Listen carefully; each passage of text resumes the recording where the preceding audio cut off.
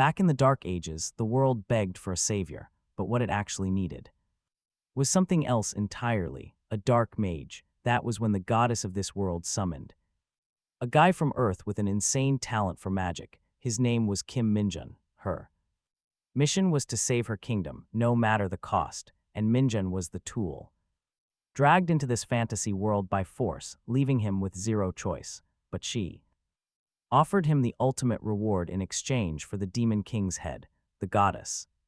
Promised wealth, ultimate power, and even her own body if Min-jun succeeded, driven by the one thing that drives men in any world. Min-jun fought. He nearly died in battle, but after years of absolute hell, he actually made it. The people cheered their hero, but it was this dark shadow mage who saved them all. The goddess had promised everything, but the truth was this fantasy land lacked what Min-jun actually wanted, and that is exactly why he wanted to go home. The goddess hated that idea and threatened to strip his powers if he left, but Min-jun claimed he was perfectly fine with giving up his magic just to get back to Earth. But once the magical restriction was lifted from his body, his real play began. The woman might be a goddess, but she was incredibly naive to think he would just hand his magic over.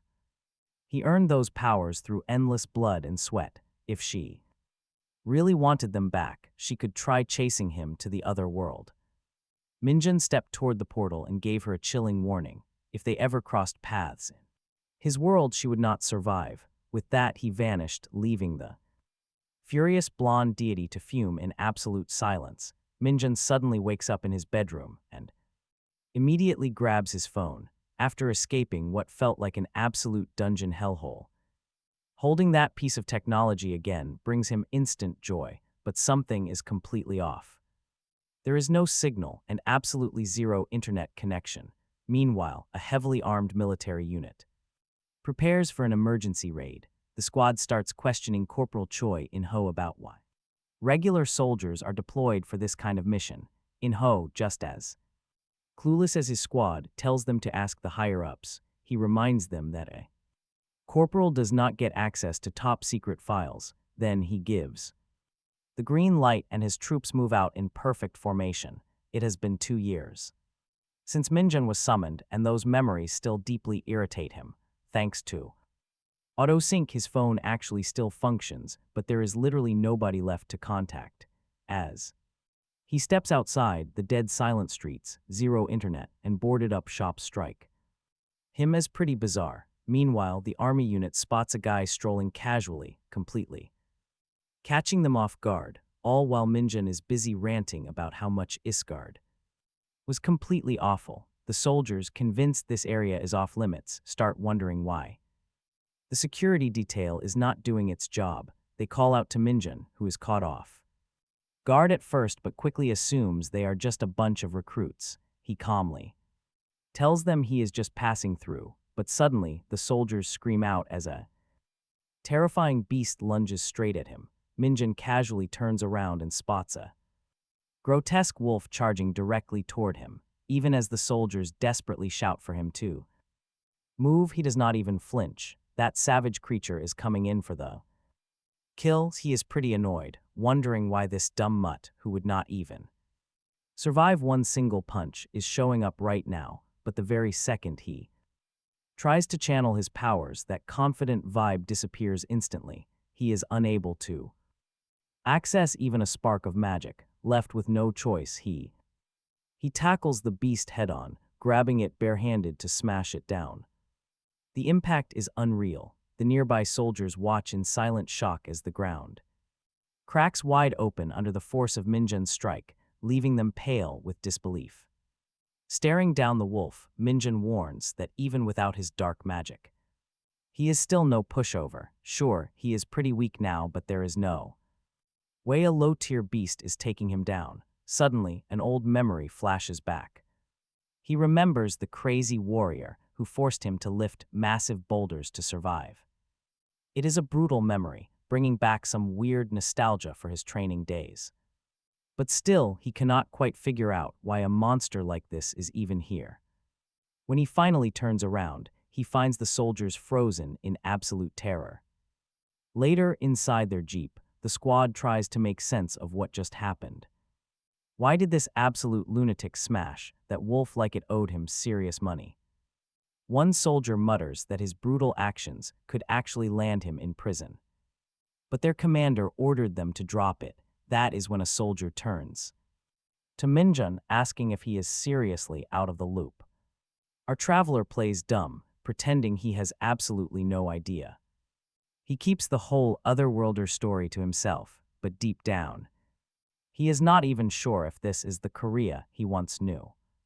What exactly happened during his 2 missing years? He remembers dungeons appearing when he was just 7, bringing waves of terrifying monsters with them.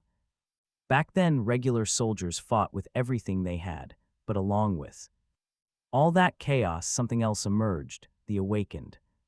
Their massive powers were simply beyond human comprehension. Joining forces with the newly formed Hunter Corps, these heroes swept away the monster hordes with ease, so before Min-jun got dragged away by that manipulative goddess, no major threats ever reached the safe zones. Now he gets a pretty weird feeling about this whole setup. Pulling out his phone, he checks the signal, and then it hits him. The game server is actually still online, which absolutely infuriates him. He literally went through hell, only to return to this absolute nonsense. To make things worse, Sparky is dying to play some games again. But all the little guy can do is rage at the network, in frustration. Meanwhile, one of the soldiers is not buying his clueless act at all. The world is falling apart, how could he not know? Yet seeing Min-jun's power firsthand, he realizes this guy is something else. Just then, Sparky speaks up, asking the soldier a pretty bizarre question. Are game developers even still around in this ruined world? He even follows up by asking if anyone is still evacuating safely and somehow getting jobs at game studios. He demands to know if the servers holding his precious game data survived. He desperately wants answers, completely baffled by how messy things have gotten. The soldier offers to explain, proudly boasting about his college grades. He apparently got an A+ in monster theory and dungeonology. Min-jun is completely baffled that college courses like that even exist now. But the soldier explains that finding a good professor is pretty tough. He explains that the actual crisis began 2 years ago with a bizarre dungeon outbreak. Suddenly, dungeons started popping up way more often and expanding rapidly. Worst of all, massive monsters started pouring into the human world non-stop. Soon, the military just couldn't hold things together anymore, forcing them to seal off civilian areas. Since then, the army has been throwing everything they have at the crisis, using every possible method, but they are severely understaffed. All this time, Min-jun could not care less. His only real focus is whether game companies are still running. All this guy wants is to play Dungeon Power Fighter again. When someone asks his age, Min-jun casually says 21. That instantly reminds the soldier that he is right on time for mandatory enlistment, warning him that half his 20s are about to disappear just like that. Sparky is floored, blurting out that the Hunter Corps serves 5 years, while regular troops only do 3, but the soldier quickly shuts that down. Under current conditions, every single soldier serves for 5 years, no exceptions. If Min-jun really is 21, he should have received his draft notice. The monolith rookie feels like the universe just kicked him straight in the gut. He was hoping for some peace and gaming time, but nope, life throws him into the blender. Honestly, you have to feel for the guy. All of this, now the thought of losing 5 whole years without ever logging into the server once is making his head spin. Suddenly, he gets a notification from military manpower, officially ordering Kim Min-jun to report to the recruit training center. Sparky is completely stunned, especially since the enlistment date is literally tomorrow. Min-jun starts wondering if the military is just spamming these out now. Talk about some perfect timing. That gets the soldier laughing, saying Gangwon is infamous for doing that kind of stuff. At this point, Min-jun is losing it, yelling how this could possibly happen without a medical check. The soldier explains they are so low on forces that physical exams are now done right at the training site. As for the notice, he probably just saw it late. Still, he suggests checking out the PC room near the evacuation center, just in case. Then something clicks. Back when Min-jun's parents disappeared, gaming was the only thing that filled the void. It was during his final year of high school that he got summoned to Isgard, that forgotten paradise of mankind. Now sitting in a PC room, Min-jun sheds tears of joy as he plays Dungeon Power Fighter again. He is completely immersed in the cozy comfort of those gaming booths. Everything still works. Just as he remembers, Sparky feels like bowing down to the shop owner for keeping it running in the middle of an apocalypse. Out of nowhere, he orders a hot dog. The waitress just stares at him, wondering how much this guy can possibly eat. After fully enjoying his gaming session, Min-jun slowly snaps back to reality, questioning if any of this is actually real. He pulls up a browser and starts searching through news articles, trying to wrap his head around the current situation. That is when he sees a report: monster-related damage is up 48% compared to last year. Meanwhile, the Hunter Corps is doing its best to protect civilians as attacks keep rising and the government scrambles for solutions. Min-jun starts believing every word the soldier explains everything, including how he got drafted by the military manpower administration. The message makes it clear that his enlistment starts tomorrow.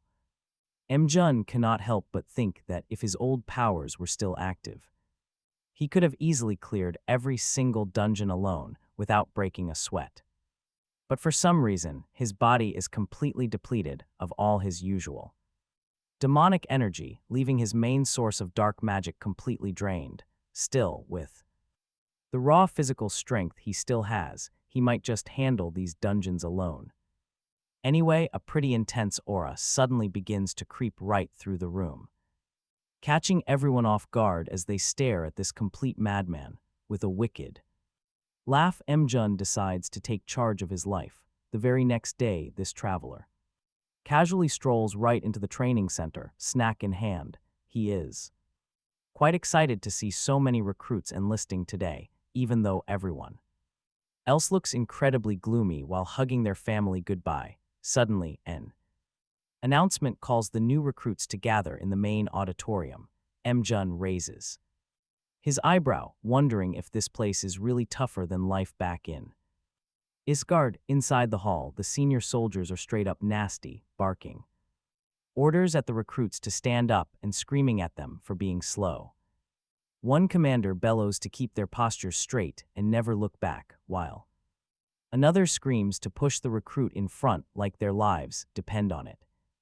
Oddly enough, Min-jun finds these loud instructors rather polite compared to that absolute nightmare of a teacher he trained under back in Isgard. Soon, the battalion commander steps up to grab everyone's attention, asking for those who applied for the elite Hunter Corps but did not get selected to raise their hands. He explains that treatment is completely different between the Hunter Corps and regular troops, since hunters start with a base pay of 3 million won, which definitely gets a few heads turning. Since nobody moves, the commander is fine with it, until he spots one sole volunteer. Min-jun is ordered to step forward, deciding this is his perfect moment to show off. Without hesitation, he leaps high, cracking the concrete ground below from the sheer force of his explosive takeoff. He lands right by the commander, leaving everyone utterly stunned. How is he this cool? Their jaws are literally on the floor. That is when he confidently introduces himself as Kim Min-jun, officially applying for the Hunter Corps. Meanwhile, back in Isgard, deep inside the forgotten canyons of the northern region, the endless mountains are filled with pitch-black caves, each more twisted than the last. It was there that Min-jun fully accepted the harsh reality that being a Dark Mage is a job with absolutely no end to its torment. Honestly, no class is worse off than this. Dark Mages might have pretty insane skills, but once they run out of magic fuel, they are completely done. All that remains is a broken body. Stuck in an exhausting role that grinds you down until nothing is left, it is not. Like their mana naturally recovers over time like it does for ordinary mages. 4. Dark mages, the only way to replenish power is by slaying monsters with demonic energy, but even then, recharging dark magic while actively using it is a total grind, being highly inefficient and barely worth the effort. Plus, our boy Min-jun could never find decent party members since the Dark Mage class has such a terrible reputation. Facing isolation, if Min-jun ever runs out of power, he is finished. He is basically as good as dead down there. How can a Dark Mage recover his demonic energy? But sadly, this guy is incredibly lonely. There is absolutely no one around to answer his pop quiz or hear his tragic monologue, except a bunch of monster corpses. He wonders if everyone else is already dead. Suddenly, he hears something stealthy creeping up behind him. It turns out to be the hidden boss, Arachnist. This creepy giant spider crawls into view while Min-jun casually wonders if the dungeon boss could have easily answered his burning question. He even says the beast should have appeared earlier since he was dying of boredom. As Arachnist notices all of her tiny crushed babies scattered across the ground, she lets out a bone-chilling screech. Min-jun shrugs, cracking a joke about her breath reeking, so there is no need to reply. Then, without a shred of hesitation, he punches her right in the face, calling her answer wrong. With his massive demonic energy pouring out of him, Min-jun says the answer is quite simple. Simply beat the monster down with maxed out strength. On that day, Mold, who was actually Kim Min-jun, stood at the peak of dark magic in Isgard, and that was 645 days before he returned to Earth, present day. The commander confirms his real name as Kim Min-jun, telling him to wait until the Hunter Corps arrives. Min-jun is just chilling, happy to see a commander casually brewing him some fresh coffee. Then, the commander asks if there is any special reason he wants to join. He is clearly weirded out by this strange kid, especially since so many elite Hunter Corps members are bailing and returning to the regular army with their powers, now that things get worse out there. With a subtle smirk, Min-jun simply says he has some business to do in dungeons, leaving the commander completely speechless. Moments later, the commander bursts out laughing, assuming Min-jun's dungeon comment was just a joke. He even reassures him that he won't be charged for smashing the auditorium floor. In reality, this powerful world walker was not joking. In South Korea, all dungeons are managed by the military, and the Hunter Corps, an elite unit, is given top priority to investigate these dangerous dungeons and handle monster subjugation. Members of this unit can rank up based on ability. There is no limit to how fast they can climb if they have the necessary power. By enlisting in this corps, Min-jun gets his official license to enter dungeons and wipe out monsters using his demonic energy. From there, he starts dreaming about racing through the ranks to recover his lost powers. The thought alone makes this scheming maniac chuckle as he imagines hitting 10 stars within 5 years, clearing out every single dungeon in sight. That buys enough time for Dungeon Powerfighter to finally roll out its 4th awakening, while he happily soaks up all the glory and big paycheck as a hero. Just then, Sergeant Lee Sung-ho of the Hunter Corps reports to the commander, who greets him warmly and introduces Min-jun as their brand new recruit. Min-jun is absolutely stunned to see a battalion commander speaking formally to a sergeant. Sung-ho turns to Min-jun and asks if he really has special powers. If he is a born hunter, he should have access to a status window, so the sergeant insists the rookie read out his. Looking at his stats, Min-jun wonders if all the Hunter Corps members are always this pushy. But whatever, he just gives in and does what they ask. Come to think of it, he remembers having a status window back in Iskard too, though he barely used the thing since it only showed raw numbers. But now, the lad is actually curious to see how the status window works in this world, but the second it pops up, he is totally thrown off. Sun-ho immediately presses him, asking what he is seeing, but Min-jun just gives him a nervous smile, with an awkward chuckle. He claims the window is showing an error. Sun-ho's expression instantly goes stiff, as if his brain completely glitched processing that. Honestly, can you blame him? Meanwhile, over in Yongido at the Hunter Corps Training Center, the commander starts up some small talk mentioning he last saw her in Han. It has been 10 years and he admits he never imagined running into Sion Yunseo here of all places. She quickly corrects him, pointing out she is not a hunter yet, just a regular recruit who enlisted today. Still, she wants to know if she is only being summoned because of her father's status, making it very clear she has no interest in getting special treatment. During her training, the commander just laughs it off, assuring her it has nothing to do with General Sun, meaning she won't be getting any kind of special pass either. He also reminds her that the Hunter Corps is not some easy organization, which is something her father must have mentioned already, with such a renowned rookie enlisting. The commander wanted to exchange a few words of encouragement before she gets incredibly busy. He knows it couldn't have been easy for her to enlist as a regular soldier instead of stepping in as an executive, adding that they are always short on talent like her. He thanks her both as a citizen and as a soldier of the nation. Meanwhile, Yunseo is clearly embarrassed but politely thanks the commander. Just then, a van rolls up and the commander lets her know she might meet an interesting new comrade on board. He asks if she wants to go greet him together, which catches her completely off guard.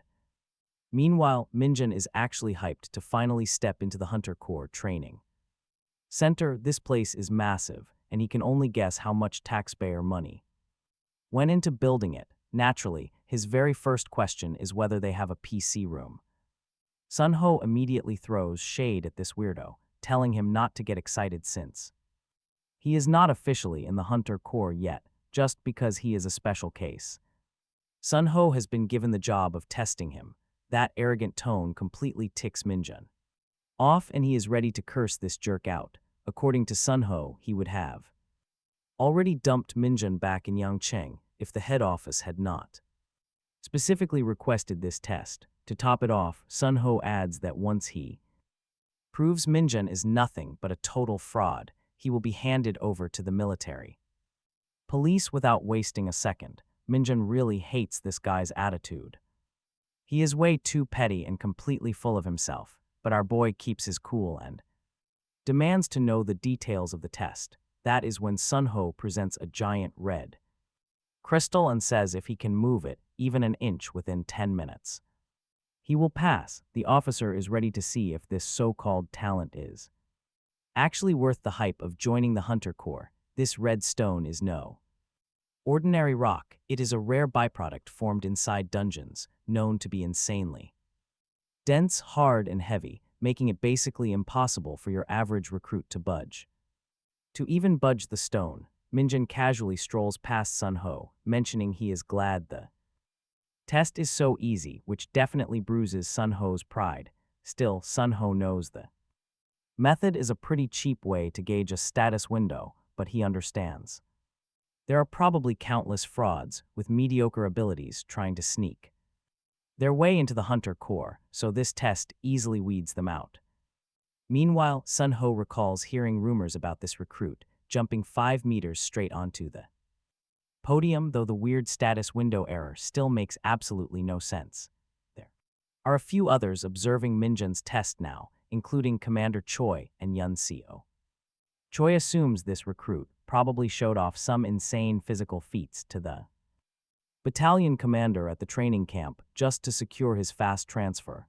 He also mentions to Yunseo that Min-jun's status window showed a glitch. The old veteran has never encountered anything like it, but he has high hopes for this new recruit. Min-jun stares at the glowing red stone, instantly recognizing it from his brutal days back in Isgard. That incredibly heavy rock was scattered throughout the dungeons there. Still, a tiny chunk like this is extremely easy to handle.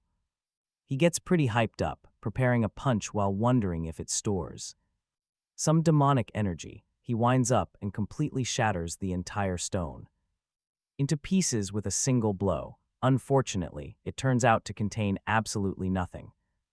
Commander Choi and Yun Seo are left absolutely speechless, their jaws hitting the floor.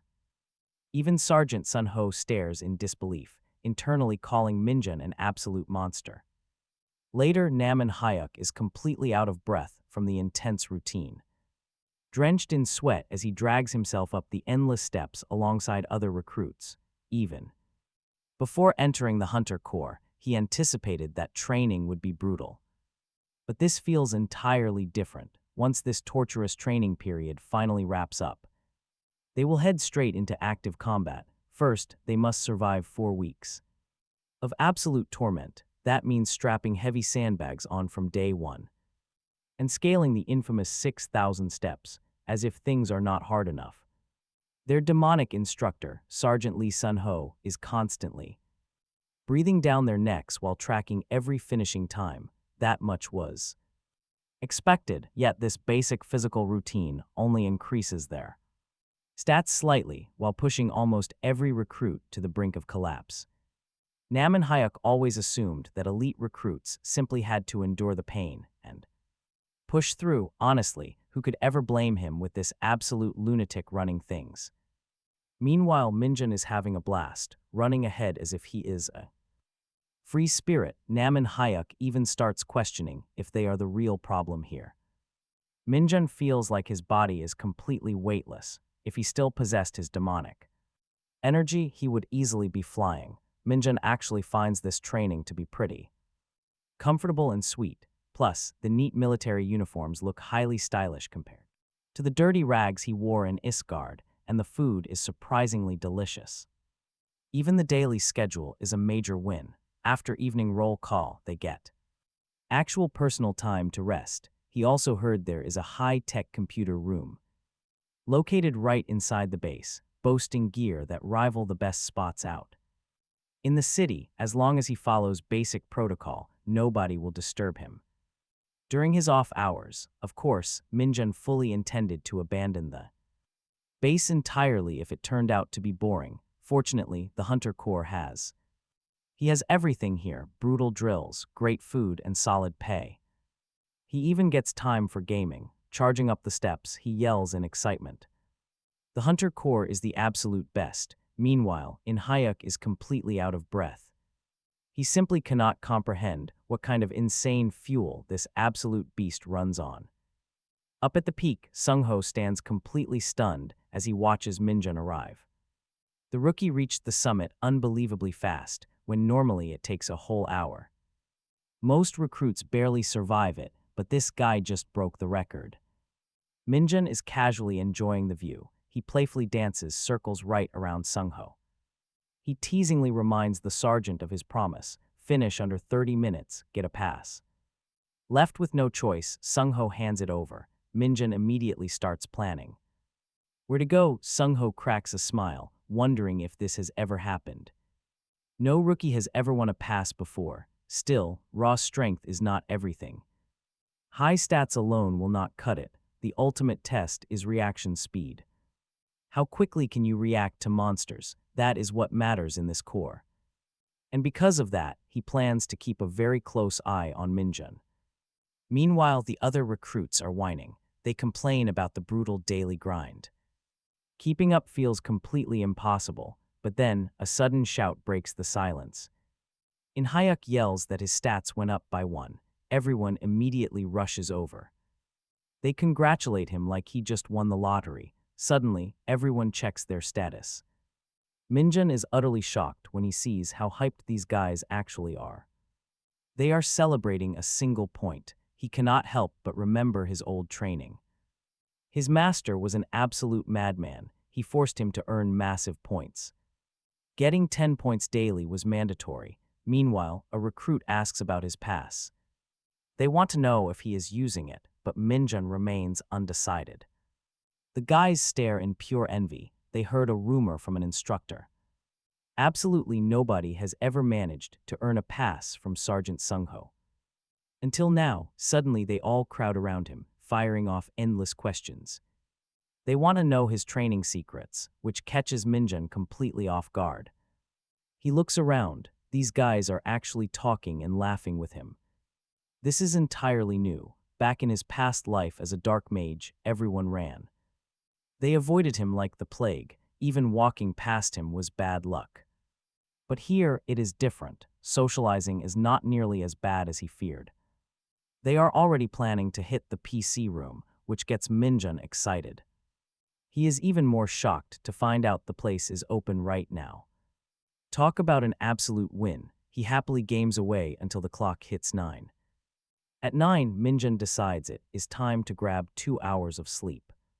Back in his old unit, even 1 hour was a luxury. 2 feels amazing. With 2 full hours, he is confident he can recover his energy. He needs stamina to keep grinding games. Meanwhile, the others watch in disbelief.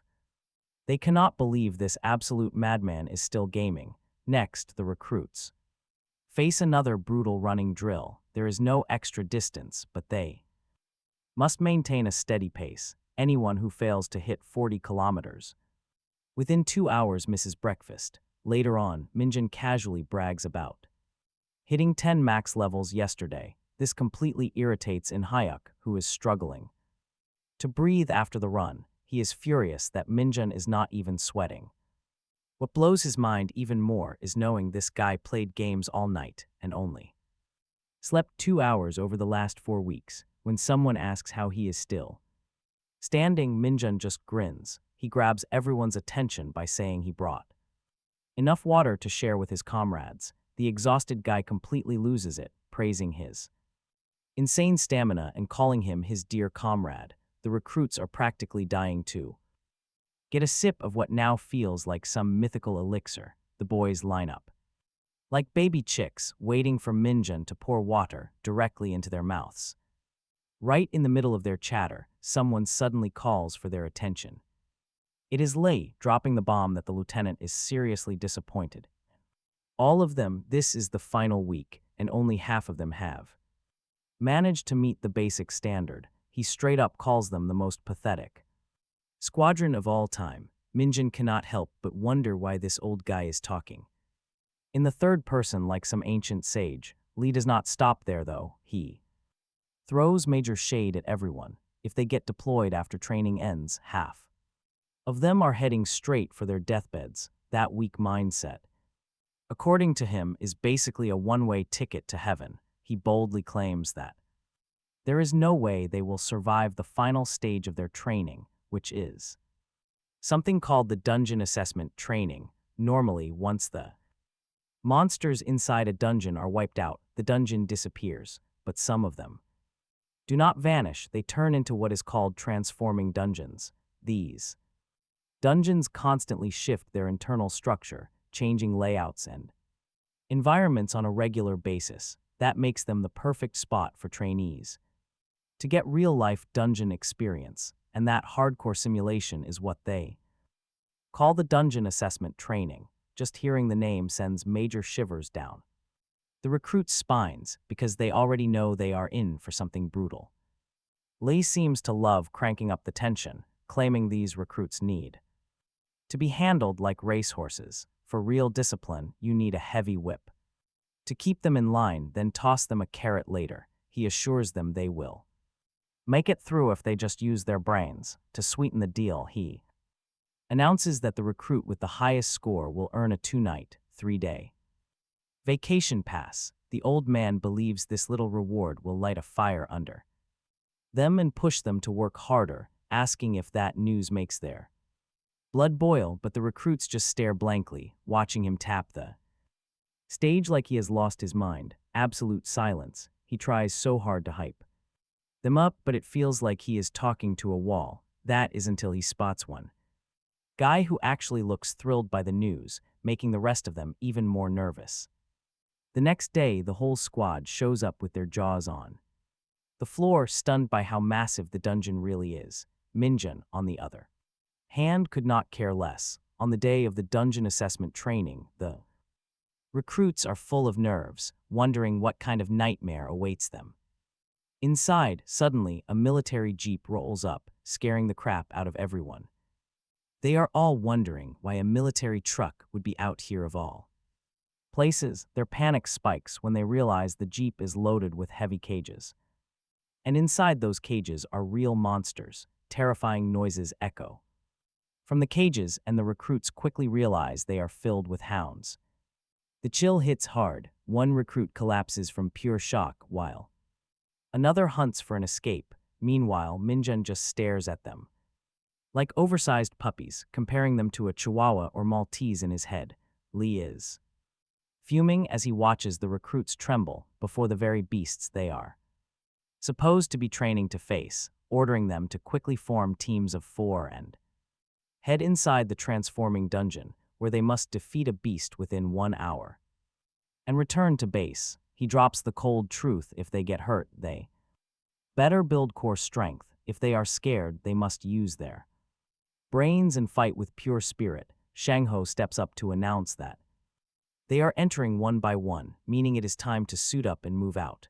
Next up is the Hunter Corps exclusive safety suit, the Mid-2, built to protect the physical body during battle. Once everyone slips into the heavy gear, they start trembling like scared chickens, wondering if anything could be heavier than this armor. Meanwhile, Min-jun is silently judging the suit, thinking it is extremely uncomfortable and built strictly for defense. He cannot believe a piece this stiff and clunky actually costs 50 million won. From the smell alone, he figures these suits have been used to death, soaked in everyone's passion and sweat. That is when Min-jun throws out a very bold question, asking if taking down the hounds means they can finally ditch these heavy suits. At first, Lieutenant Lee looks completely thrown off by the idea, but when he sees it is Min-jun, the top-ranking recruit, he actually gives in and grants permission. Still, Lee does not let him off easily. He reminds Min-jun that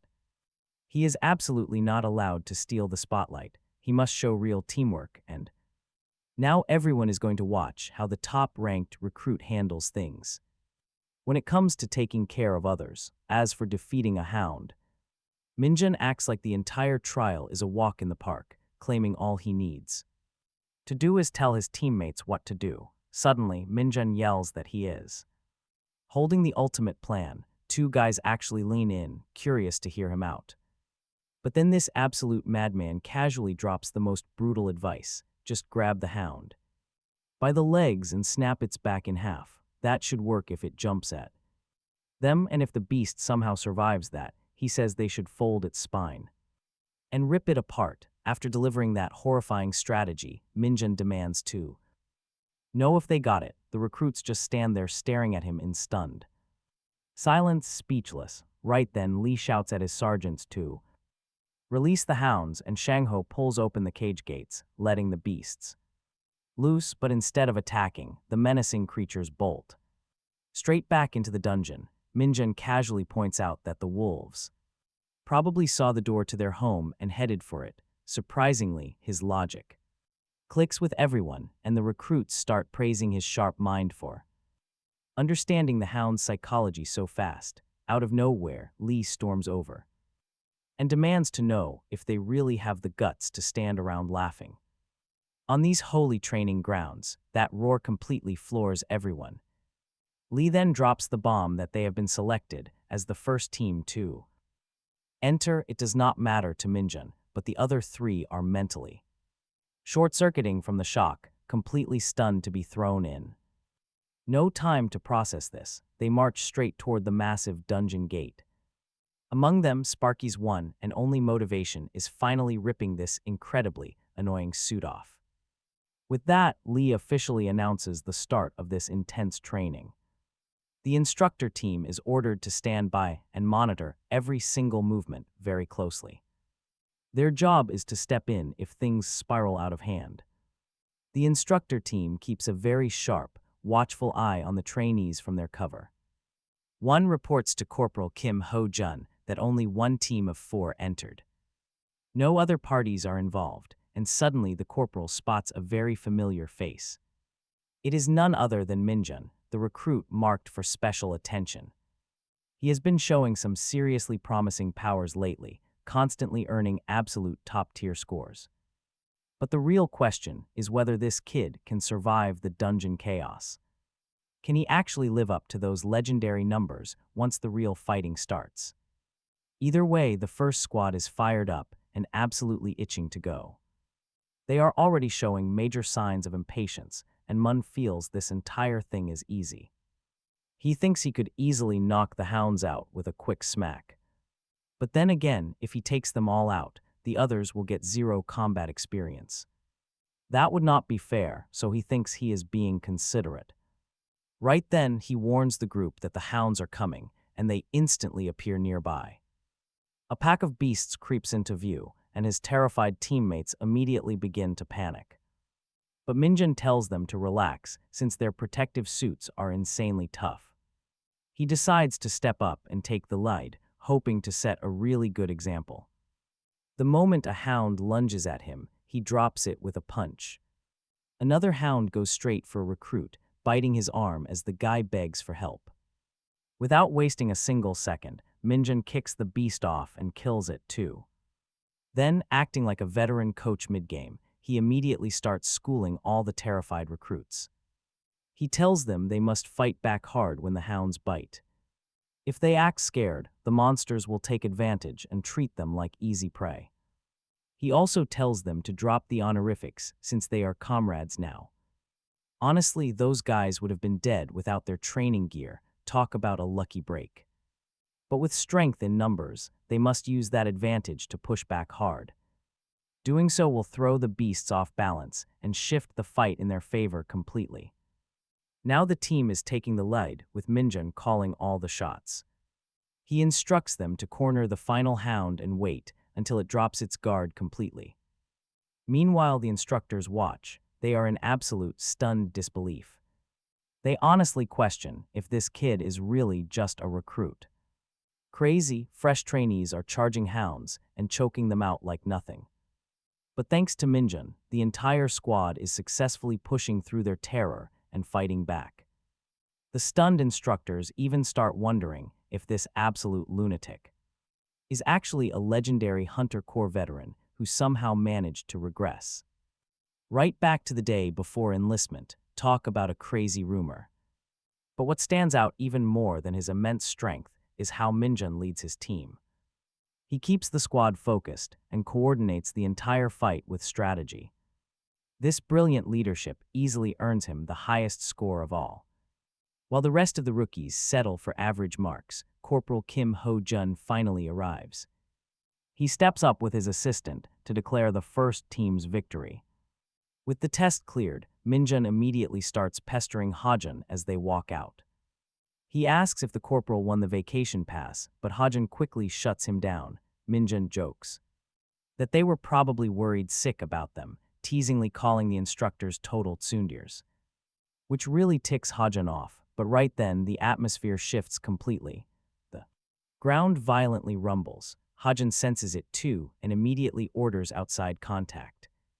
But Min-jun remains completely unfazed. He casually points out that this is no ordinary earthquake. The dungeon itself is actively transforming. Right then, the others realize the escape route is sealing shut right in front of their eyes. With the gate shutting down, the recruits completely lose their minds from sheer panic. Screaming to find out what is happening, even Ha-jun looks absolutely horrified. They are in deep trouble, but Min-jun already knows it is far too late. The exit gate vanishes right before their eyes, leaving Ha-jun frozen in absolute shock.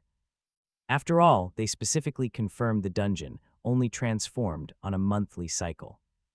So this sudden shift makes absolutely no sense. The entire layout inside is shifting rapidly. To make matters worse, their radio is dead, completely cutting off all outside contact. This dungeon has transformed far too fast. For now, the instructors must focus entirely on keeping the panicked recruits safe. After finding a mostly safe corner, Ha-jun gathers everyone together and explains that a highly unusual incident has just occurred inside the dungeon.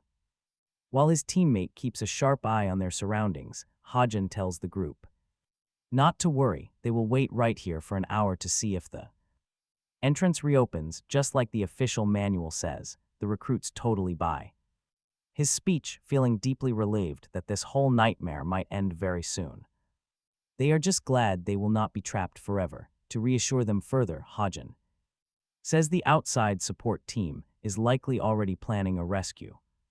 He reassures everyone that the lieutenant is surely taking the proper steps. So all they have to do is stay calm and wait it out. But Min-jun quietly watches the corporal, not believing a single word. He is positive they thoroughly cleared this training ground to prevent any major surprises. That makes this whole situation highly suspicious. It makes no sense how the dungeon entrance, which is usually wide open, just randomly shut down. Suddenly, Corporal Hajin gestures for Min-jun to come over for a private word. Min-jun calmly realizes that the instructors know things are incredibly bad. There is no manual for this nightmare, if this has really turned into an enclosed dungeon. Clearing it is going to be incredibly tough. This monolith recruit actually remembers facing a similar situation back in Isgard. Still, it is not too bad, especially since he is here. Meanwhile, Hajin quietly admits this is the absolute worst-case scenario. They are trapped inside. His fellow instructor is completely freaking out, clearly never trained for this kind of crisis. Hajin then breaks down the two rare cases when an entrance disappears. The first is when a cleared dungeon naturally dissipates. The second is when it becomes an enclosed dungeon, where the entrance gate vanishes instantly once someone steps inside. Just like that, their exit is sealed shut, meaning multiple dangerous monsters will now spawn. Their only way to escape is by completely defeating every single monster trapped inside with them. Hajin makes it absolutely clear to his partner that no outside help is coming. They are completely on their own and must break through this nightmare together. With 4-0 experienced recruits and only 2 instructors, they must clear the area. After Hajin fills everyone in on their dire situation, the recruits are left visibly shaken, as expected. What is worse, Hajin has no clue what terrifying monsters are lurking in the shadows, making this incredibly dangerous. Things could turn deadly fast, but staying put is simply not an option. They need to keep moving forward while they still have some energy. He deeply regrets that the instructors did not gear up before entering. Wearing only tracksuits to monitor the kids, a few basic goblins could end them. Especially since it takes Hajin about 10 minutes to put down a single one. Then he looks back and remembers the kids are wearing high-tech safety suits. He realizes they can leverage those defensive suits for survival. His best plan is putting the recruits in front to absorb the enemy hits. Meanwhile, the 2 instructors can strike the enemies hard from behind. But using these innocent kids as meat shields makes him sick to his stomach. These rookies survived brutal training and placed all their trust in him. His pride and honor simply won't let him use them as bait. While Min-jun acts like he does not care, the other recruits are panicking. Not gonna lie, this is the worst training timing for a disaster. They were in the final week of their training. Suddenly, a strange feeling hits. The monosensitive recruit senses that something is off, making the instructor ask him what is wrong. Suddenly, Hajin starts screaming as if something is choking him. From the inside, his partner rushes over, ignoring Min-jun's warning to stay back. Min-jun warns that there is nothing he can do, but the partner rushes in anyway to check on Hajin, only to feel the exact same painful choking sensation. Collapsing right beside him, that is when Min-jun steps up and takes full control, ordering the rest of the team to keep their distance immediately. Examining the fallen instructors, he realizes they have only fainted for now. And get this, Sparky already had a feeling he smelled something familiar. Min-jun quickly tosses the unconscious instructors toward the recruits. Instructing them to catch and guard them safely near the exit, he firmly orders them not to follow him into the deeper areas under any circumstances. A recruit tries to talk sense into him, demanding to know what he can do. When even the seasoned instructors have collapsed, begging him not to go alone. But Min-jun charges deeper into the dark dungeon without a second thought, fully aware that the thrill of near-death is exactly what excites him. He is highly confident the real cause of their collapse is demonic energy. The dark force is so intense it does not surprise him at all, knowing even awakened individuals pass out from this kind of exposure. Back in Iskard, people always required heavy shielding before facing demonic monsters. This corrupted dark energy is completely lethal to normal humans. But to a dark mage like Min-jun, this energy is basically a supercharged battery. It is his ultimate source of power, sprinting through the cavernous dungeon. Min-jun finally reaches the exact location where this terrifyingly dark, thick demonic energy radiates through the room. The place is dead silent with no monsters anywhere in sight. Still, that only makes him smirk, looking up at the ceiling. He knows full well that something this nasty and soaked in darkness could never hide from a dark mage's sharp senses, and right there, he can feel it. He never expected to face a dark hound in a place like this. But make no mistake, this creature is nothing like those regular low-level hounds. Despite the matching names, the dark hound is a completely different breed and leagues more dangerous. The first time Min-jun encountered one Iskard was about a year after his summoning. Back then, he barely made it out alive. Even the best monster guides on Earth would avoid this beast. It is that brutal. Suddenly, the dark hound lunges down, but Min-jun does not even flinch. He just stands there, happy to see a familiar face. With a smug grin, he thanks the beast for the free meal. Instantly, he drives a bone-shattering punch right into its muzzle, launching the beast backward like a rag doll. The dark hound crashes hard, face bleeding heavily, and teeth completely shattered. Min-jun's eyes glint with pure hunger for its demonic energy. Even after that satisfying blow, the metallic scent of blood is incredibly thick and sickening, but he does not care. It just means his recharge is starting. Though the sickening blood smell still lingers, the massive volume of demonic energy spilling from the dead dark hound is the real deal. But slaying a beast like this is never easy. Its highly venomous blood is highly lethal. If an ordinary human even touches it, their skin will start to rot on the spot, but that does not apply to a dark mage. As the raw energy pours from the dark hound, Min-jun absorbs it with a smug look on his face. He knows all the dangerous side effects of this power will never affect a dark mage like him. Honestly, the guy is just thrilled to finally absorb some demonic energy after such a long time.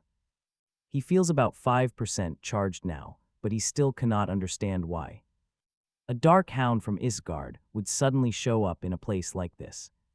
He knew monsters on Earth had some demonic energy, but seeing the instructors pass out like that raises some serious questions. He highly doubts they have ever faced a monster like this before. There was never any mention of demonic energy or dark hounds during his basic training courses.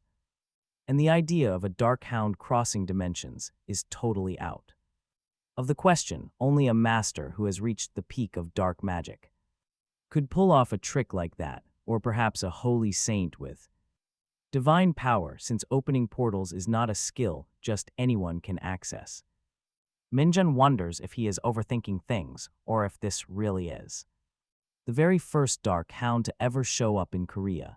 Either way, he must find the core and file a report. Soon after, Hajun slowly opens his eyes. The other recruits buzz with relief to see him. Waking up, they crowd around asking if he is okay, but both instructors suddenly sit bolt upright, scaring the absolute life out of the rookies. Hajun instantly demands a situation report, asking if anyone is injured or if anything went wrong while they were unconscious. The rookies sheepishly admit looked like zombies, just for a second, but they quickly reassure Hajun they are safe. Next, they mention that Min-jun ran deeper into the dungeon all by himself, completely throwing Hajun off. When the recruits explain exactly what happened after he and his partner collapsed, Hajun's face twists with rage, total fury. Min-jun acted alone in such a dangerous place, gritting his teeth in anger. A reckless stunt like that is easily enough to get someone kicked out of the entire program. Still, he feels like he cannot criticize anyone right now, especially since he passed out instead of protecting his juniors. Suddenly, he snaps back to reality, realizing he has to go after Min-jun and bring him back. Just as he prepares to move, one of the rookies suddenly calls out and points forward. Everyone freezes. Min-jun strolls in like nothing even happened, casually, carrying the massive, dead dark hound over his shoulder. He even asks if everyone is doing okay, acting like this is just another normal Tuesday. The instructors freeze, jaws hitting the floor as their brains completely short-circuit at the beast's massive size. Seriously, can you even begin to process how he did this? This kid managed to kill it alone. Without pausing, Min-jun drops the giant beast right in front of them and tells them to inspect it. The instructors take a closer look, instantly realizing this thing is the real reason they collapsed earlier. The other recruits now realize that the beasts they fought were just babies, while this was the real threat. Nobody can believe Min-jun soloed such a massive beast. Then, right on cue, the dungeon gate flickers and reappears, same spot, still struggling to process what just happened. Ha-jun turns to Min-jun, asking if he truly defeated it all by himself. Min-jun simply nods with his usual, annoyingly calm smile. Ha-jun orders his partner to escort the recruits out first, promising to follow soon, then pulling Min-jun aside, he firmly asks him to report every single detail of the event to the lieutenant, including how both instructors passed out and abandoned the recruits completely on their own. Ha-jun knows there are absolutely no excuses, even if it means getting thrown into military prison, but thanks to Min-jun, everyone made it back alive without a single scratch. Sparky smirks, calling Ha-jun pretty embarrassing right now, but Ha-jun insists a real man always owns up to his mistakes. With that, he decides it's time to escape this cursed place. Still, Ha-jun cannot wrap his head around it. What caused him to pass out? Already dreading a long, sleepless night trying to figure it out. Meanwhile, Min-jun is still focused on getting a massive compliment during his last week of training. Just as he turns to leave, a sudden system window pops up right in front of him, announcing that the error has finally been resolved. Min-jun stares at the screen, completely dumbfounded. He mutters that he has absolutely no clue what this actually means. He curses quietly, calling the system a piece of junk just like the one back in Iceguard. Then the screen updates, officially labeling him the cult founder of Luminuna, his absolute favorite character, followed by his stats. Strength, agility, and stamina all sit at 60, with demonic energy at 10. His only skill is corruption, ranked at E. The numbers are fine. Still, this entire setup feels incredibly off, especially seeing Luminuna in his status window, like Lumi is. He basically looks like a character from Dungeon Power Fighter, his favorite time-killing game. Back in Isgard, he stood at the absolute peak of dark magic. Stalked by annoying fanatics, he ended up launching a total joke of a cult. Just a prank to lose them, but somehow the joke followed him here. Back then, everyone practically begged Minul to conquer the entire world. Unbelievable. So he formed Luminuna's fan club instead. Talk about a massive backfire. It only created more lunatics worshipping him. Now, looking at his current stats, Min-jun realizes he's incredibly weak, a shell of his former self. When he first returned without any dark energy, he expected a travel penalty. Even so, out of his massive list of past skills, only one remains. Just a single, extremely low-ranked corruption skill. Honestly, it's pathetic. This weak ability feels about as threatening as a mild stomach ache. It's not some trashy web novel, but the sheer absurdity makes him sick. With stats like these, reaching his goals is practically impossible. Or is it? He ruled the dark magic hierarchy in Isgard before, so he can do it again. Plus, this time, he has a genuinely good reason to regain his powers. He needs to save the game developers struggling against vicious monsters. One thing is certain, though, this isn't like his painful past in Isgard. Back then he had to suffer, now he has people relying on him. That very day, the entire training center plunged into absolute chaos. News broke that a training dungeon had sealed itself mid-session. To make things worse, the lieutenant failed to issue any clear commands. Meanwhile, a brand new recruit actually defeated an uncatalogued species of monster. The instructors, caught completely off guard by the sudden cascade of events. Recruits expected to get their ranks and enjoy some well-earned freedom. Instead, they suddenly found themselves trapped right in the middle of a storm. The newer recruits feel totally cursed, with zero clue when their standby ends. It is a terrible situation, especially during their final week of basic training. Right now, they would happily settle for just sitting around watching television. Lee Ho-chan turns to Park Young-won, asking if Min-jun truly defeated that beast. Park Young-won is still incredibly hyped, admitting he initially thought it was a cow. It was just that massive, but yes, Min-jun absolutely wrecked it. They wonder if Kim Min-jun can actually reach the sergeant rank within 2 years. But someone warns that the Advanced Hunter Corps exams are no joke. Most recruits leave as corporals even after serving for a full 5 years. Some unfortunates even get discharged with just a private first-class rank. Later on, Kim Min-jun salutes Commander Choi, keeping a close eye on things. Lieutenant Lee Mayange is standing there awkwardly, looking completely miserable. Commander Choi dismisses Lee Mayange and immediately bursts out into loud laughter. The lieutenant got disciplined for neglecting the dungeons, but getting straight to business. Choi reveals there is a highly important matter they must discuss. Because Min-jun scored the absolute highest, the commander has a special proposal ready. He asks if Min-jun wants to hear it, like a crane among chickens. The classic idiom simply describes anyone who stands out from the crowd. Commander Choi firmly believes that Kim Min-jun is a rare breed of talent. Choi feels incredibly grateful to have witnessed someone like him in his lifetime. He never imagined he would ever encounter a talent so exceptional that it makes even above-average fighters look like chickens in comparison. Choi believes it would be a national loss to waste this level of genius in the regular ranks when they are in desperate need of elite personnel. He also mentions hearing that Min-jun wants to advance quickly. Normally, a strict rule prevents privates from taking the promotional exam for at least a year, but when it comes to exceptions, that is a whole different story, and that part leaves Min-jun slightly stunned. That is when Commander Choi drops a bomb. He has the training commander authority to grant Min-jun that exception on one condition: he wants him to volunteer for the hunter squad stationed out in Cheorwan, Gangwon-do.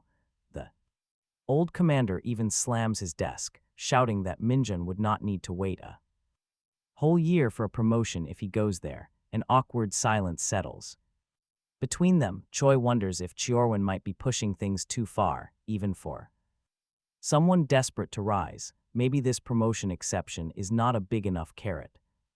Meanwhile, Min-jun does not show a single flicker of concern. He is deep in thought, recalling that Cheorwan is home to the 104th Division of the Invincible Hunter Squad, the very place his comrades warned him to avoid. Like the plague, the weather is brutal. Snow piles up endlessly and dungeons along with monsters pop up whenever they feel like it. It is labeled as one of the most extreme posts, but Min-jun could not care less where he ends up as long as he ranks up fast. Honestly, this insane exception is the ultimate golden opportunity. Besides, the place reeks of dungeons, which is actually perfect for his plan to succeed. He needs to climb the ranks as quickly as possible. The higher the rank, the broader his scope of action. Plus, there is no better way to earn a promotion than by proving oneself inside the dungeons. With that, Min-jun gives a flat, unwavering yes, agreeing to go. Commander Choi is shocked to his core that this guy just agreed to head straight into Cheorwan, the land of brutal cold, and did it with such an incredibly bold spirit. Afterward, in the Parking lot, a crowd gathers near the transport vans. Commander Choi is crying like a baby while seeing Min-jun off, begging him to stay in touch as soon as he reaches his base. Min-jun figures this old man is being dramatic. Thinking the commander will end up ghosting him, Choi swears he won't, but Min-jun clearly does not care. Still, the commander asks if he is seriously going to Chuorwan. Demanding to know why he picked the one place everyone avoids, Min-jun says it is too big of a plan for the old man to wrap his head around, adding that he has got an insane goal to reach. Choi jokes about hitting max level 100 times, but Min-jun casually tells him he just hit his 13th max level yesterday, so 100 is not even a challenge. Their ride pulls away. On the highway, Min-jun watches the loud recruits head off to their own bases and wonders why he is suddenly riding solo. Out of the blue, an army jeep rolls up, calling for Min-jun.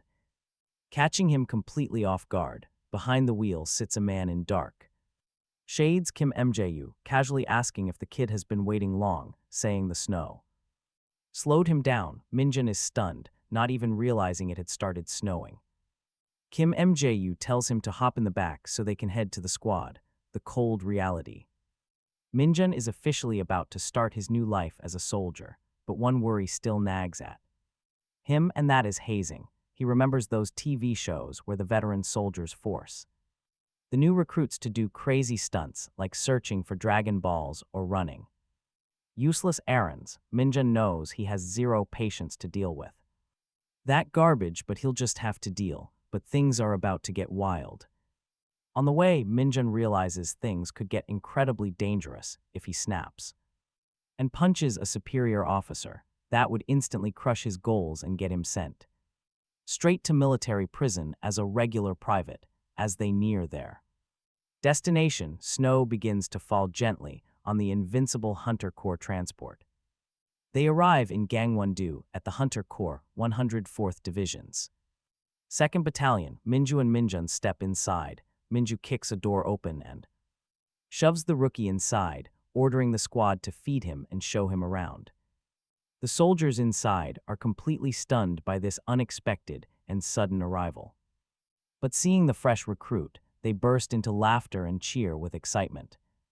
Thrilled to have some fresh meat around, as Min-jun introduces himself, the squad realizes he is the legendary rookie from the rumors who soloed a giant hound. One soldier tosses Min-jun's bag to Baldy, ordering him to unpack everything. Min-jun immediately pegs the two loudest guys as the self-proclaimed squad alphas. Standing there with wide, goofy grins, it is like they found a new toy to play with, and they are dying to know why he chose this unit when his high scores could have easily secured him a cozy rearline position. Min-jun simply explains that the front lines offer better combat experience and the quickest way to get promoted. The guys stare at him like he is insane, laughing. They ask if he has a sister or a girlfriend, but Min-jun admits he has been single since birth. Eager to see what he can do, they pester him to show off. Min-jun decides if a quick show shuts them up, it is worth doing. He drops down to do one-finger push-ups, which only annoys one of the squad alphas. He boasts he can do those all day. The other veteran tells Sergeant Cho to calm down and let the kid show off. Then Min-jun switches to insane vertical handstand push-ups on his fingertips, leaving the room completely stunned. Nobody ever expected to witness anything that crazy in real life. They wonder if anyone in their entire platoon can replicate it, and then they remember a certain sergeant who actually can. Just then, a terrifying soldier storms inside, telling Sparky to get the hell out of his way. The terrified alphas turn pale, pointing at Min-jun as the one doing those vertical push-ups. Talk about intense. That voice hits Min-jun like a shock wave. He instantly recognizes the man. It is Sergeant Lee Sung-ho. The sergeant's jaw practically hits the floor when he spots Kim Min-jun standing there. In this camp, Min-jun is equally stunned, never expecting to run into him here either. Immediately, Sergeant Cho starts teasing Lee Sung-ho out loud, asking why. He looks completely exhausted after his easy assignment, as a training combat instructor. Another soldier chimes in, joking about his vacation of hazing helpless rookies. And asking how many vacation days he scored this time, Lee Sung-ho barely even. Responds, giving them a lazy glare and muttering that he got 4 days. This only fuels their jealousy, making them complain about him ruining their fun. Cho flips him off, calling him a massive party pooper. Meanwhile, Min-jun silently. He leans back, completely lost on what is happening, watching this chaos unfold. Sun-ho is clearly done with them, lying down like he is clocked out for the day, and starts watching a live stream of a volcanic dungeon. The video feed shows scorching terrain with extreme heat that deals non-stop damage to everyone. It is clear to Min-jun now that there is a massive gap in rank and experience between them. Out of nowhere, Sun-ho calls out Private First Class Dongjin, telling him to properly instruct his direct junior, who turns out to be none other than Min-jun. Dongjin walks over, introducing himself with a very friendly vibe, suggesting they talk over food since he has a special pass to the military store. Min-jun is low-key shocked, not even realizing they were not even allowed to go there on their own. As they arrive, Min-jun hesitates, but Dongjin just waves it off, telling him to choose whatever it takes to fill him up. Min-jun thinks this guy is actually pretty awesome. Wait for it, because the moment Dongjin goes to pay, the bill hits 30,000 won. He starts sweating bullets like he saw his bank account cry. Even the cashier jokes, asking if he has cold feet.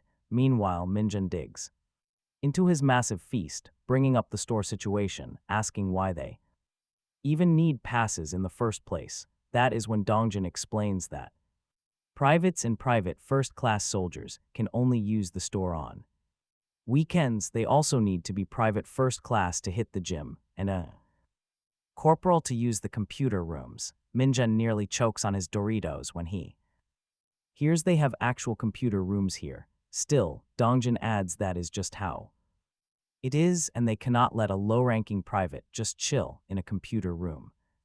So he better get used to it. Min-jun gets fired up about changing that system, but Dongjin tells him flat out that to even think about that, he must reach the corporal rank. He then adds that in his opinion, a soldier should be at least a sergeant before even trying, and honestly that path is no joke. Min-jun figures out pretty quickly that he cannot just bend the rules to suit himself. He is pretty bummed about the computer room restriction, and it has him wondering if there is any shortcut to ranking up.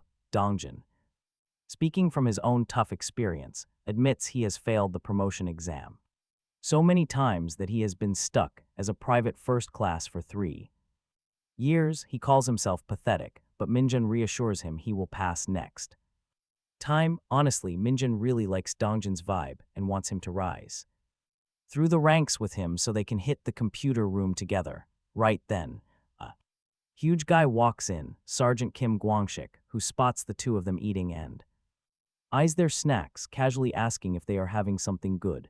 Dongjin invites him to join, and the massive guy does not pass up free food. He plops down with them, grabbing a handful of chips, cracking open a soda, and between bites promises them that he will not breathe a word about their private chat to anyone. However, Gwangshik warns them that if they are useless during firearms training tomorrow, they might as well be dead. He makes it totally clear he has no intention of letting Min-jun coast through anything, and bluntly asks if the kid even knows how to shoot.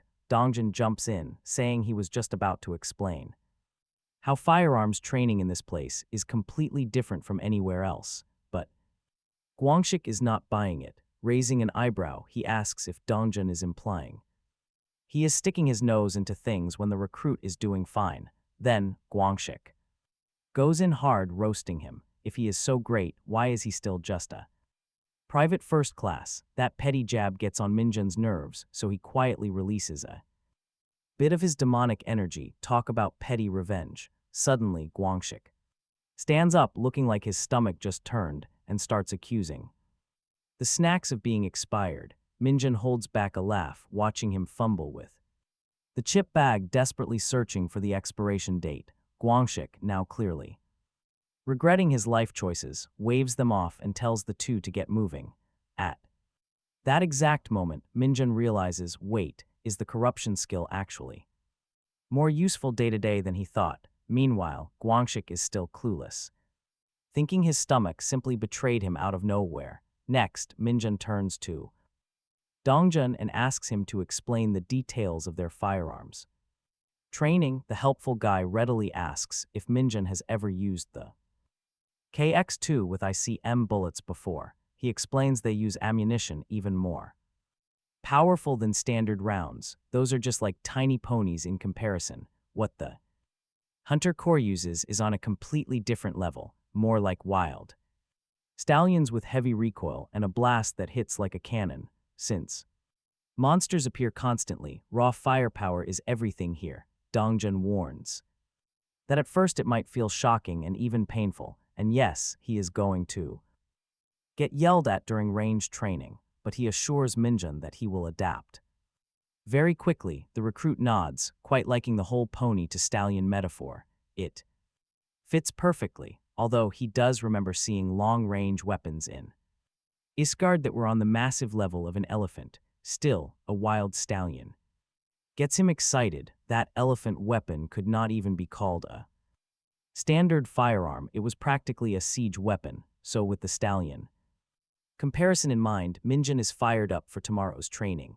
Meanwhile, Dongjun quietly wonders what is up with Sergeant Guangxik and whether his stomach has fully recovered. The next day at the shooting range, loud bangs echo continuously as soldiers aim at moving hound targets. When it is Min-jun's turn, he misses once but still lands 19 clean shots. The announcer straight up loses his mind, calling him a literal machine.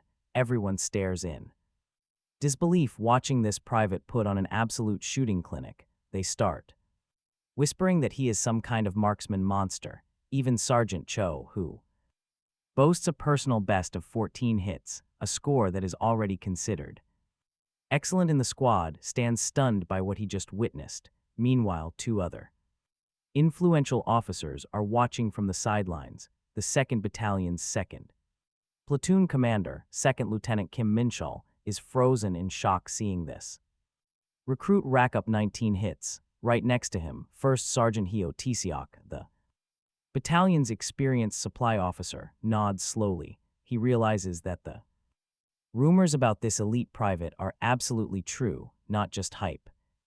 Now the dorm leader demands to know how Min-jun pulled it off, but the guy just shrugs and says he merely followed the instructions. That nonchalant response only irritates them further. Suddenly, 2nd Lieutenant Kim Minchul steps in, praising Min-jun, even mentions he is. Everyone eagerly looks forward to Min-jun's performance this afternoon in the special firearms training. Sergeant Cho is fuming at the very idea of this rookie even attempting this training. Meanwhile, his buddy throws heavy shade at Min-jun, accusing him of favoritism. The others whisper that Min-jun is so good he probably would have gotten another vacation if he hit all 20. Meanwhile, the heavy shooter of the group turns to Dongjun, demanding to know what is so special about this elite training. Dongjun is still reeling from how this so-called rookie turned out to be a straight-up first-class marksman. He explains that rookies usually are not allowed in that training since it uses improved conventional munitions bullets, basically the heavy ammo. Dongjun quickly assures them he will explain more later and that Min-jun will get a proper briefing. Anyway, the training runs with 2-person teams entering a facility filled with monsters they must eliminate on the way to the finish line. While the beasts are not major threats, the catch is they are fast-moving targets that will fight back. On top of that, civilian plates pop up unexpectedly, and shooting just one of them counts as an instant failure. Dongjun adds that the whole run is monitored and controlled by the executives, so there is no real danger. But it does simulate an actual combat scenario. The mention of real monster targets makes Min-jun's heart race. This is exactly the kind of action he wanted. For over at the mess hall, the feast kicks off and everyone dives in like They have not eaten in days. While digging into his plate, Min-jun compliments Dongjin for landing 13 shots in a row, but Dongjin is still in shock over the newbie nailing 19. Min-jun turns red, brushing it off and saying he is not that great, just highly experienced. He then points out that Sergeant Lee Young-ho is the real monster here, consistently hitting 17 shots on average, making him the top shooter in the squad. That little detail hits Min-jun. Wait, if those numbers are accurate, then he is officially the number one shooter in the unit. Dongjin has no doubt in his mind that Min-jun is going to crush it in the special firearms training, too. Curious about the upcoming two-person team setup, Min-jun asks if Dongjin is going to be his partner, but Dongjin explains that the teams are picked by the executives, so there is no telling who will be paired up. When asked, the criteria for assigning team members are handled through a thorough ladder lottery. At the special firearms shooting range, the squad gets 5 minutes to gear up. Before training kicks off, out of nowhere, Guangxik bellows that he has been paired up with the rookie, claiming it is a massive mismatch. Because a sergeant and a private are worlds apart, Min-jun sees this loudmouth as his partner now. Honestly, you can tell this guy has not learned a single thing. Still stuck in hazing mode, this loafer smugly tells Min-jun that the average finish time in their squad is 3 minutes. Then this creeper throws in a warning, saying if Min-jun does not finish under that time, he will regret it. Min-jun does not say a word, which makes Guangxik assume the rookie's confidence is shot. He even mocks him, calling those 19 hits from earlier just dumb luck. Min-jun pegs him as a lost cause, but calmly replies he will do his best. Guangxik does not let up, warning that if the rookie finishes slower than him, he is dead. Afterward, he tells Min-jun to keep a close eye on the team ahead of them to learn how the whole system works. Right then, Kim Miji locks in the first group of shooters. This round features Lane 1's Sergeant Moonjae and Lane 2's Sergeant Jong Han. Yang, both soldiers are ready, stepping into their individual elevators and descending into the massive underground facility to start training. This session is designed for tactical monster elimination while protecting mock civilians in an enclosed space. Honestly, though, it's basically a fierce competition between rival troops. The ultimate goal is simple: get through the course as fast as possible and slam the red button before the other soldier does. The monster icons change size based on how dangerous the beast is. The bigger the icon, the deadlier the threat. Guangxik casually explains this to Min-jun, giving him a pretty clear idea of what he's up against. Each lane features 2 beasts, and with the layout being totally random, nobody knows their opponent until they are standing face to face. Inside, a massive rake toad lunges at Moonjae, trying to swallow him whole. Min-jun spots that Moonjae had a faster start on lane 1, but with that monster blocking the path, the sergeant might lose his lead. Meanwhile, on lane 2, Hanyang easily drops a giant rat, fully expecting it to be a totally smooth run. Yet the moment he picks up speed, a giant worm slithers in to block him completely, but Moonjae is different. He taps into pure rage and straight up butchers both rake toads. Pure savagery. He assumes his rival must have finished already since the toads delayed him, but it is actually the opposite. Moonjae sprints. He bolts straight toward the red button and slams it down, clocking in a winning time of 2 minutes and 24 seconds.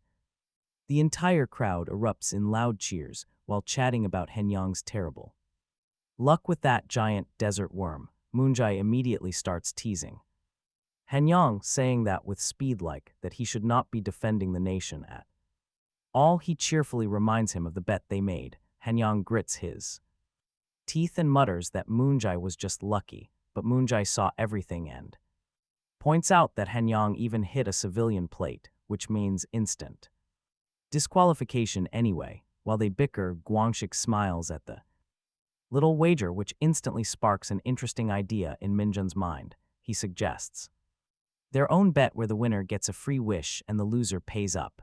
Guang Schick laughs in his face, amused that a fresh recruit is getting this cocky. Just because the seniors went easy on him. Still, the massive soldier agrees but notes there is nothing a low-ranking private like Min-jun could ever do for him. Instead, he jokingly demands Min-jun's pay for the next 3 months. Min-jun realizes the guy is just greedy but accepts the bet anyway, Dongjin watching on. The sidelines gets more anxious by the second. Suddenly, Kim Miji calls up the next group and Min-jun prepares to face off against Guangxik as they go down into the simulated zone. Right away, Min-jun regrets falling for such a cheap provocation since keeping a low profile is usually his style.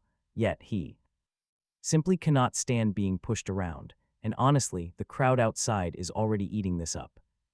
They are thrilled to see a veteran sergeant wager against a raw private during training. Some even joke about whether Guangxik will have to jump in and save the newbie from danger. The monster, then out of nowhere, a sudden tremor hits, rattling everyone to their core. Heads whip around, but nobody has any clue what is going on. Back underground, Min-jun freezes for a second, confused by the shaking. His eyes widen when he catches sight of a monstrous, one-eyed freak chomping down on a cat. Like popcorn, and the disgusting sight instantly gives him the major ick. The Cyclops casually tosses the half-eaten rat aside like trash and turns its hungry gaze toward its next meal. Min-jun, the guy, just lets out a quiet internal sigh. Thinking this is a drag, he remembers his dinner plans were fried chicken tonight, which means he better wrap this mess up fast. Still, he hesitates for a second, thinking it would really suck to accidentally shoot the wrong target and hit a civilian instead if he got careless, just as the monster charges in to start something. Min-jun wonders why this cranky monster is going berserk like that. The fight kicks off for real, and Min-jun shifts into serious mode, pouring his demonic energy into every single blow. One solid punch to the gut stuns the monster enough to calm it for a moment, and Min-jun figures all that is left is to finish the job with a single shot. But then, right before his eyes, he sees something wild. The monster's torn-up hand completely regenerates in seconds. Meanwhile, the others nearby are totally losing it, asking if the rookie is actually out there fighting something. They are trying to figure out if there was an accident.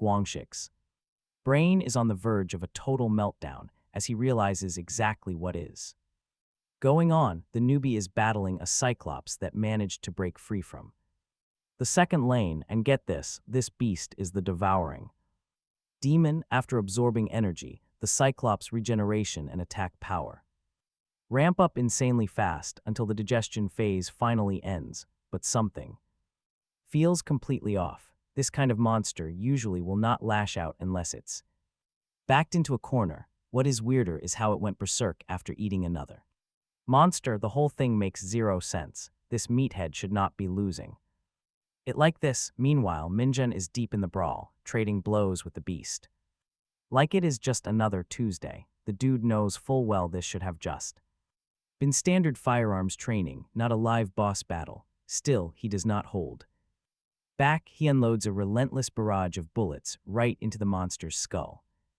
devastating with his aim. A few well-placed shots tear through its eye, and Min-jun notices something. The eye regenerates way slower than the rest.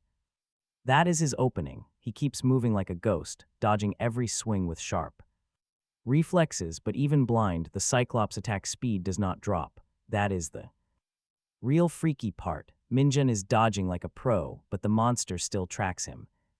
Not by sight. He starts thinking maybe it is picking up on sound or scent, or worse, maybe it is reacting to his demonic energy. That could be the trigger. Back on the sidelines, Kim Mi, fully loaded and suited up, watches the chaos unfold with a growing sense of guilt. He cannot figure out how things escalated like this, but he blames himself for the screw-up. No regular private should be facing off against an energy-fueled Cyclops, even armed. That is a suicide mission. Deep down, all Mi can do is hope Min-jun survives long enough. Praying that the rookie can just hang in there, Mi takes off, rushing in with everything he has got to back him up. Meanwhile, Corporal Kim Gwangshik is. He sprints toward the button, confident he will finish under 2 minutes 30. The corporal is incredibly cocky. He believes Min-jun could never match his top speed. He assumes the newbie has already failed, exactly as he predicted. Already he is laughing, planning how to spend the kid's salary on his upcoming vacation. What a joke, but when Corporal Gwangshik finally reaches the finish line, his face goes pale. There stands the rookie, casually waiting by the button. Min-jun looks right at the trembling corporal, offering a smug grin, coffee mug in hand.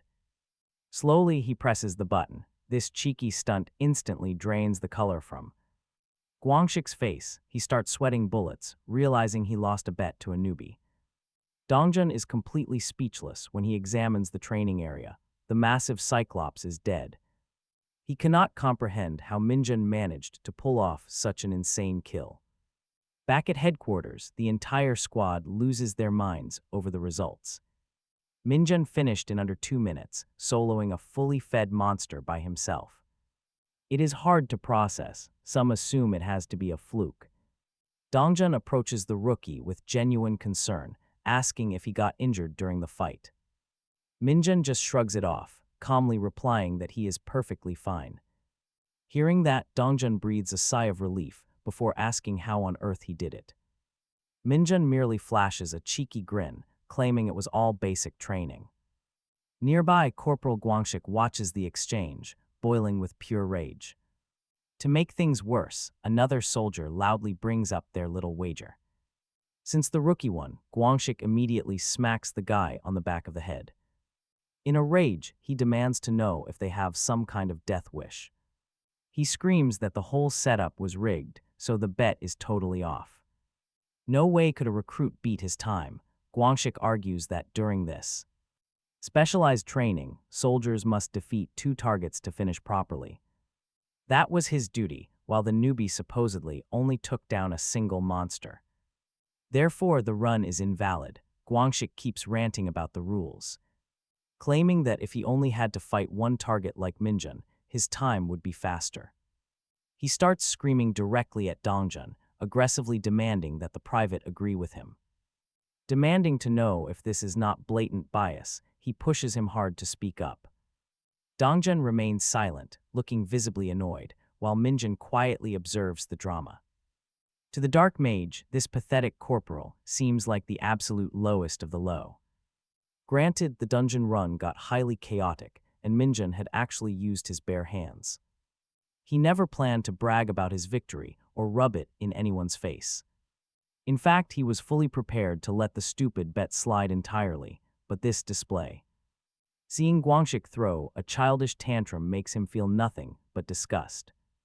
Min-jun was genuinely ready to forget the wager, yet he cannot fathom why this punk is taking out his embarrassment on Private Dongjun instead of facing him directly.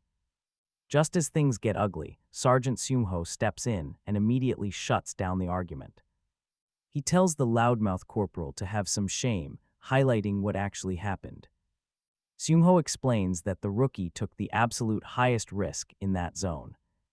Cyclops monsters are usually docile, but once they go berserk, they turn into absolute nightmares.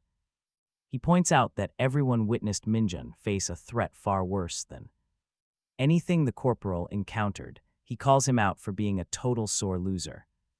His direct words leave the entire crowd completely stunned by the truth.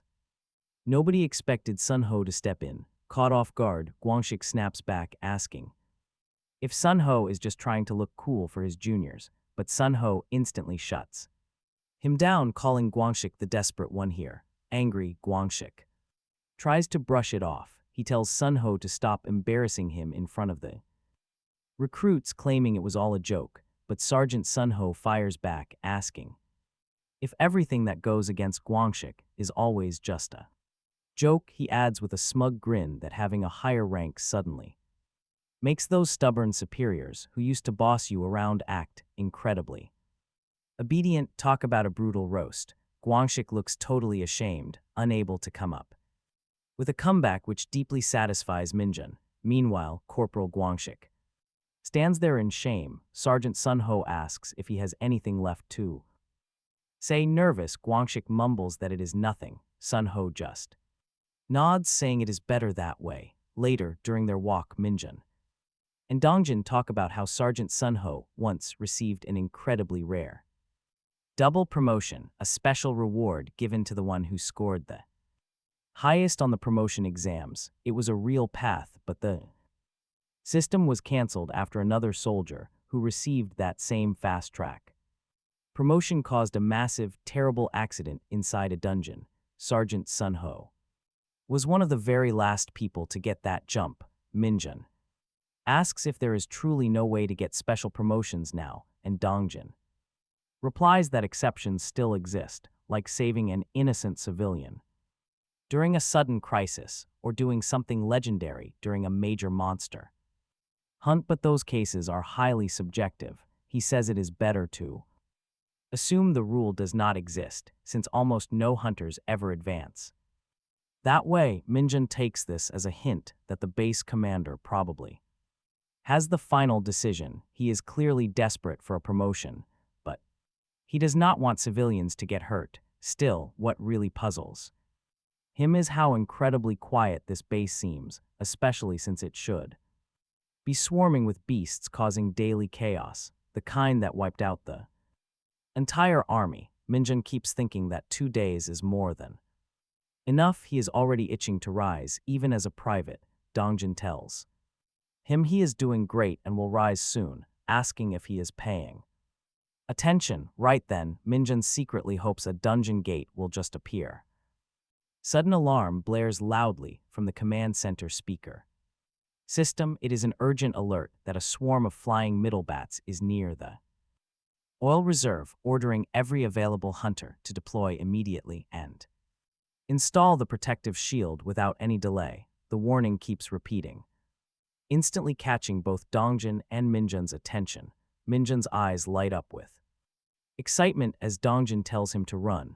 These middle bats are bat-like monsters roughly the size of a child, nesting in massive colonies. While they are not a major threat alone, they are insanely fast and have the ability to spit explosive fireballs. That makes them terrifying near a highly volatile oil reserve. If they do not act fast, the base could go up in flames. Meanwhile, 2 guards already at the reserve are ready for battle, scanning the skies and counting the monsters, wondering how on earth did these creatures manage to show up in this specific place.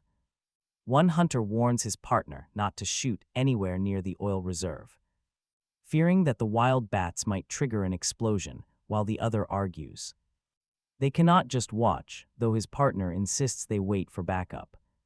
They need to monitor the situation, since the report is already sent in, and backup is bound to arrive soon to install the protective shield.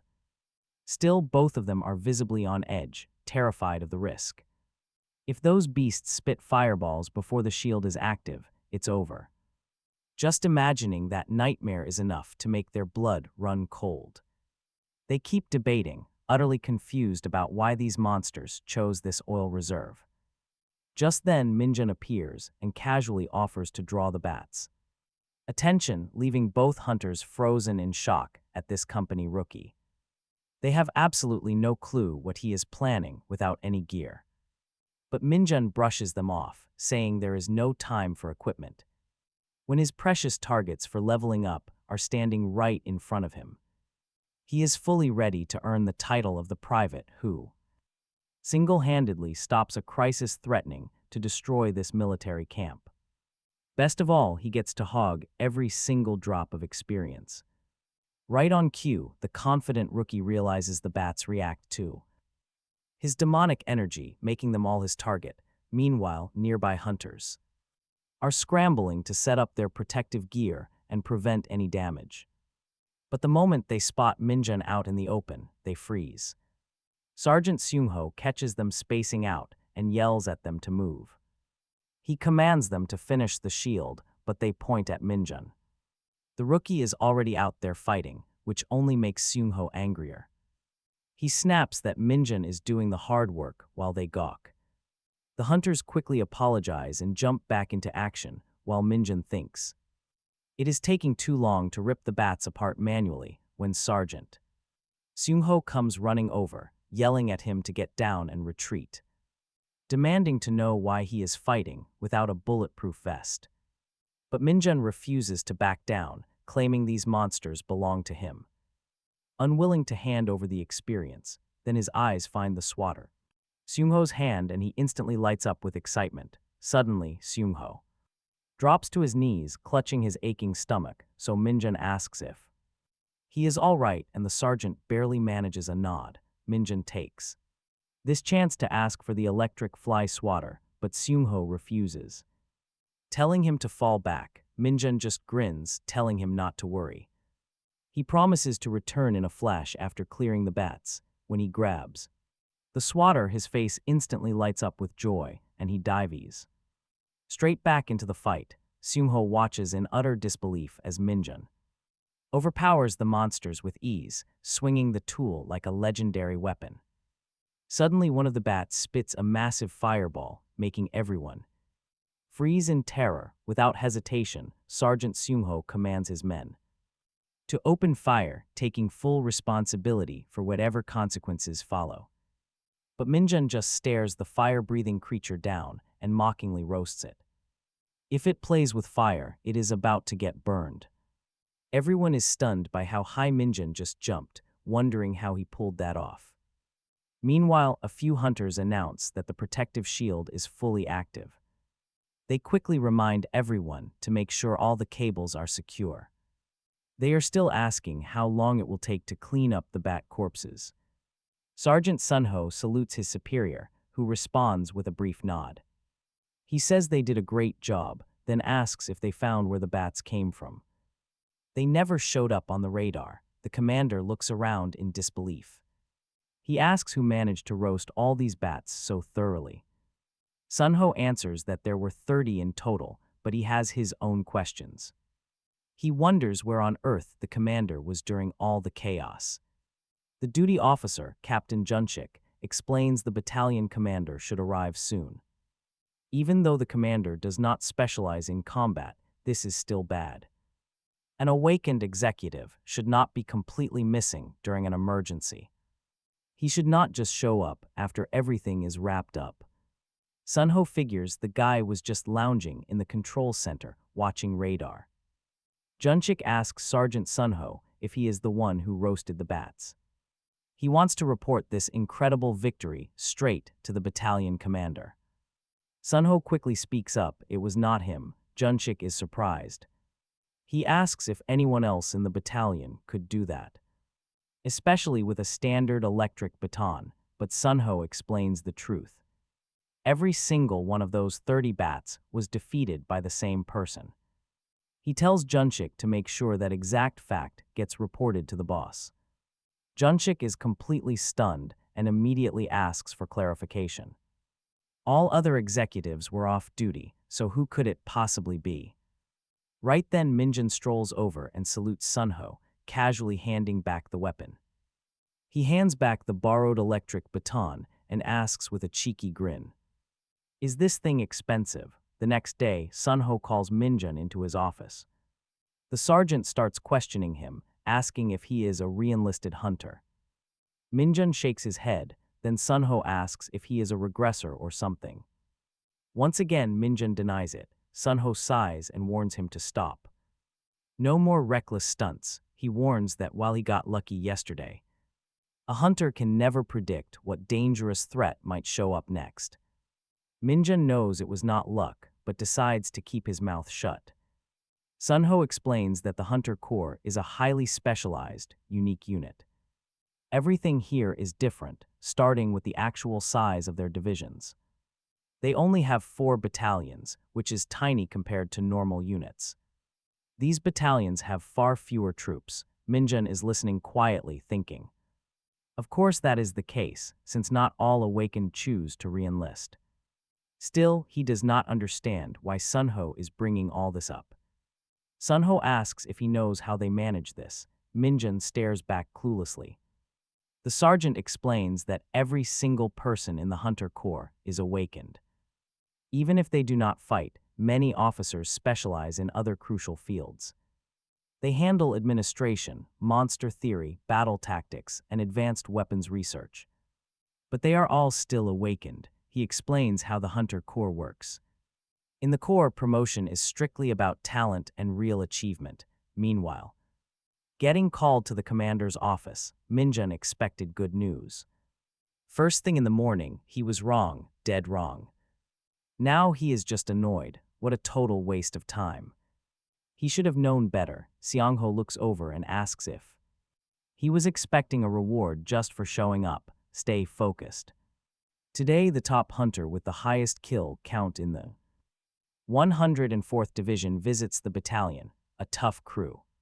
Pulls up at the Hunter Corps base, and Colonel Lee Junbang, the 2nd Battalion commander, steps forward to salute their incoming guests. Standing beside him are Captain Choi Jung-woon, the deputy commander, Captain Song Junshik, the operations officer and second lieutenant, Kim Koman, the platoon commander, with Sergeant Lee Seong-ho, the squad leader. Every one of them stands ready and focused. Seong-woo walks up and shakes hands with Seong-ho, noting that he heard all about yesterday's incident. He praises Seong-ho's quick actions and Seong-ho respectfully thanks him for the praise. Meanwhile, Min-jun is sizing up Seong-woo. The guy definitely has a commanding presence. He is deeply curious how strong this two-star officer really is. Seong-woo then turns his attention to Min-jun and asks directly if he is the one. Min-jun confirms it. Seong-woo shakes his hand and Min-jun instantly feels a terrifying grip. Stunned, completely stunned. The powerhouse starts patting Min-jun's back like a friendly puppy, telling everyone to relax. Seong-woo tells them to stand at ease, then asks if they have located the gate those middle bats escaped from. Sergeant Seong-ho reports it is on a hill 1.2 kilometers north of the battalion. The area is off limits while they work on identifying the gates. Rank, Seong-woo instructs him to report directly to the division commander's office once they have confirmation. Next, he asks if there was a problem with the radar. Captain Junshik answers that the alarm did not trigger until the bats were right on top of them.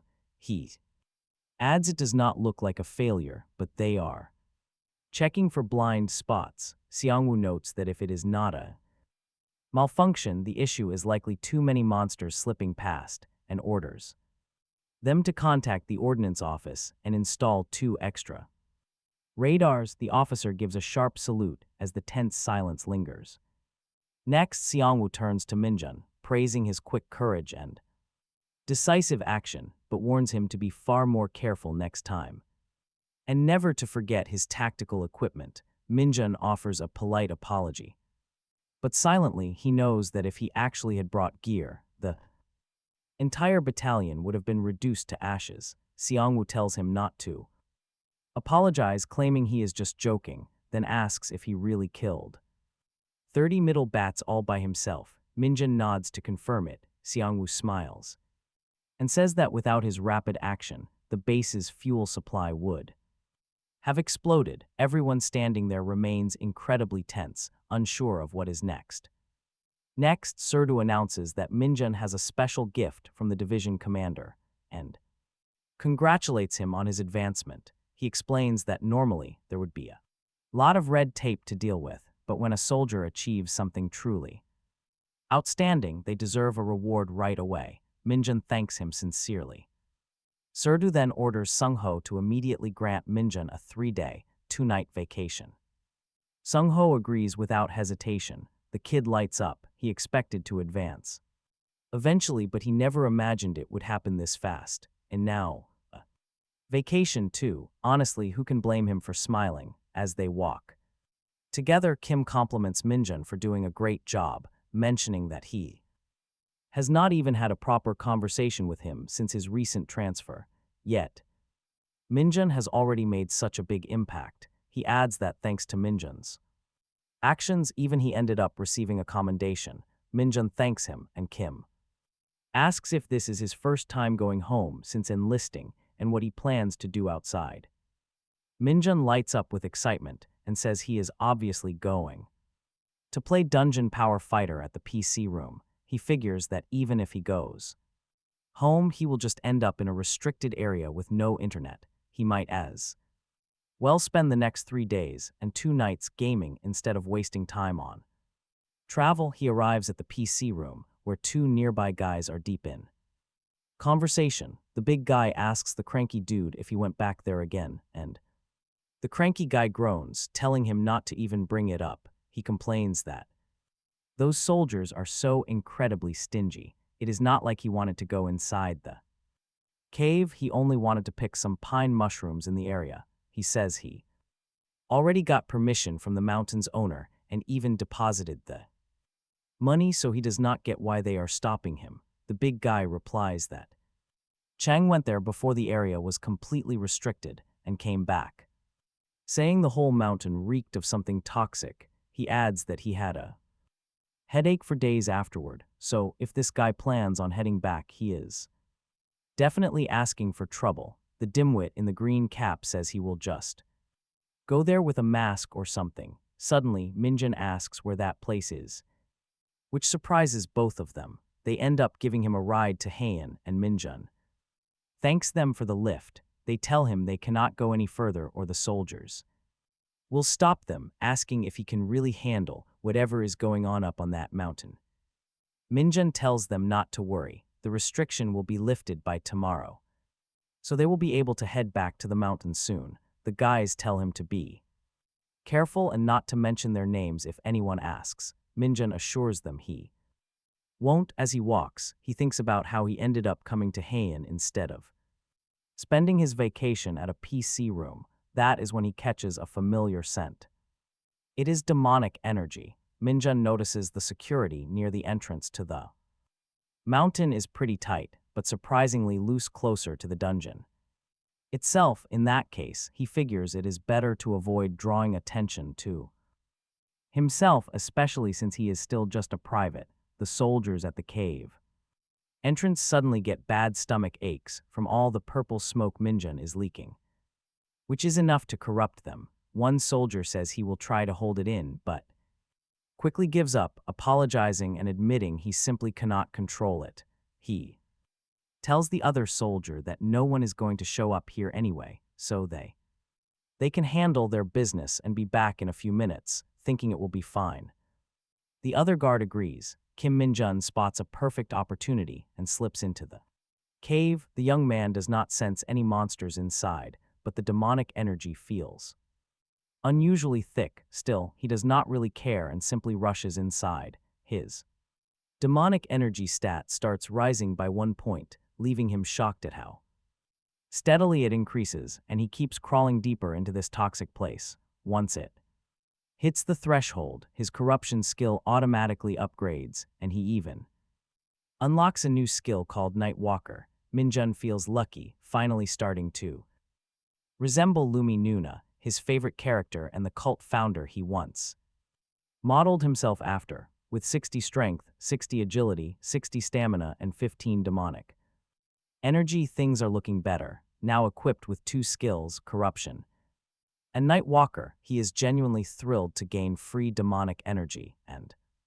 a highly practical ability. Night Walker summons a familiar formed from shadow, something he relied on constantly back in Isgard. That sneaky little summon is a specialist in silent assassinations, thriving in the dark and staying hidden.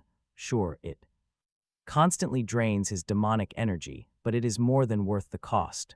But when he activates it with a simple command, disappointment hits. The familiar looks absolutely pitiful, like it might fall apart if the sun even glances its way. Min-jun wonders if it is a side effect of dimensional travel or his low demonic energy stat holding it back. Still, after a moment, he reconsiders, realizing this tiny withered form is not useless. In fact, its small size makes it perfect for slipping into shadows and staying completely unnoticed. It may not be flashy, but in stealth, it is already earning its keep. Min-jun salutes and announces his return from vacation. Everyone around stares in surprise, asking if he is really the hunter who advanced faster than anyone in history. Someone else chimes in, asking if it is true that the division Commander personally granted him a vacation and handed him his badge. Min-jun nods, confirming everything while the soldiers around start praising him, clearly impressed. He just shrugs it off, then spots Dong-jin and casually hands him a bottle of facial moisturizer as a small gift. Dong-jin smiles and replies that he did not need to go through the trouble but thanks him. That is when Kim Gwang-ik strolls over, grinning, and cracks a joke about their close friendship. Saying it is not like Min-jun got deployed overseas, he asks if Min-jun brought the magazine he wanted, and Min-jun tosses it over without missing. A beat, Min-jun and Dong-jin keep chatting, with Dong-jin teasing that he will have to start using polite honorifics if Min-jun makes corporal. Min-jun shoots back with a confident grin, saying there is no if about it. Then Sergeant Cho, the red-haired loudmouth, says he happened to see the list of candidates for the advancement exam when he was passing by admin, and Min-jun's name was on it.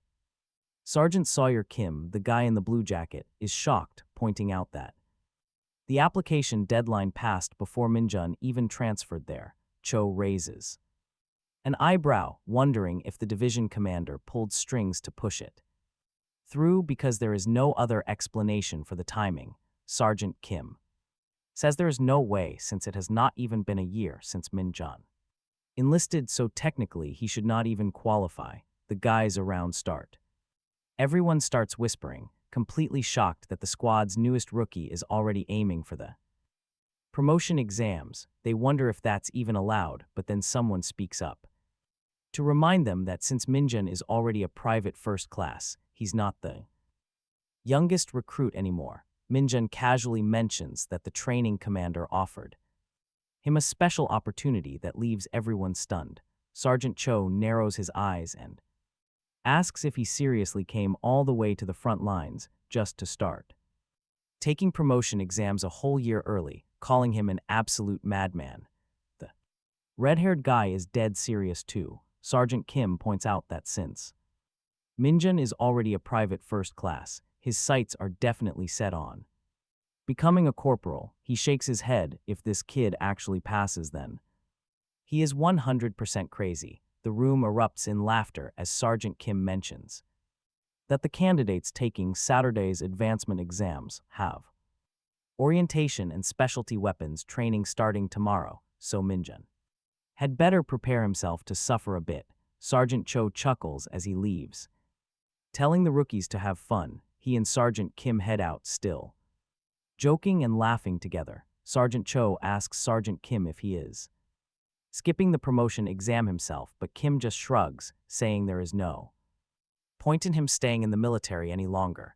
Meanwhile, Min-jun is deep in thought, wondering about that specialty weapons class. He is curious if it goes beyond just standard-issue firearms. Soon, at the Hunter advancement exam orientation, the instructor at the front orders everyone to quiet down and pay attention. He announces a quick briefing for the big test scheduled for tomorrow. For the veterans who have taken it before, he warns them not to space out just because they know the routine. Everyone needs to focus. For the sake of the beginners, the officer then explains that the Hunter Corps advancement exam consists of two main parts, a written exam and a practical test. He assures them that the written part is incredibly basic, even simpler than a driving test. Min-jun tunes that out immediately. His focus is locked on the practical test, covering raw stats, specialty weapon skills, and combating monsters. In his mind, he already considers passing an absolute guarantee, but now he wonders if perfect scores will bring some extra perks, and honestly, who wouldn't want some sweet bonus rewards? That thought gets him to sit straight. Time to stop cruising and get serious. A bit more seriously, the instructor announces specialty weapons training. Everyone lines up and stands at attention as he orders lower-ranking soldiers to select swords only. Then he turns his attention to the corporals, telling them to grab their personal weapons and head further down the field. He warns them that if he catches anyone slacking off, they are dead meat. He explains that he will be teaching standard swordsmanship from the official Hunter Corps combat manual, but he makes it clear that blindly following rules won't help them survive. Instead, he tells them to use the official techniques as a base and develop their own unique fighting styles from there. Everyone roars back in agreement. He stresses that the basics are all that matter, so they had better keep their eyes locked on him and focus. Min-jun immediately sees why this is called specialty weapons. Training, since heading into battle with just rifles would be completely foolish. While the others start swinging their swords, he silently compares their movements with what he mastered back in Isgard. Honestly, their swordsmanship there is much better depending on the application.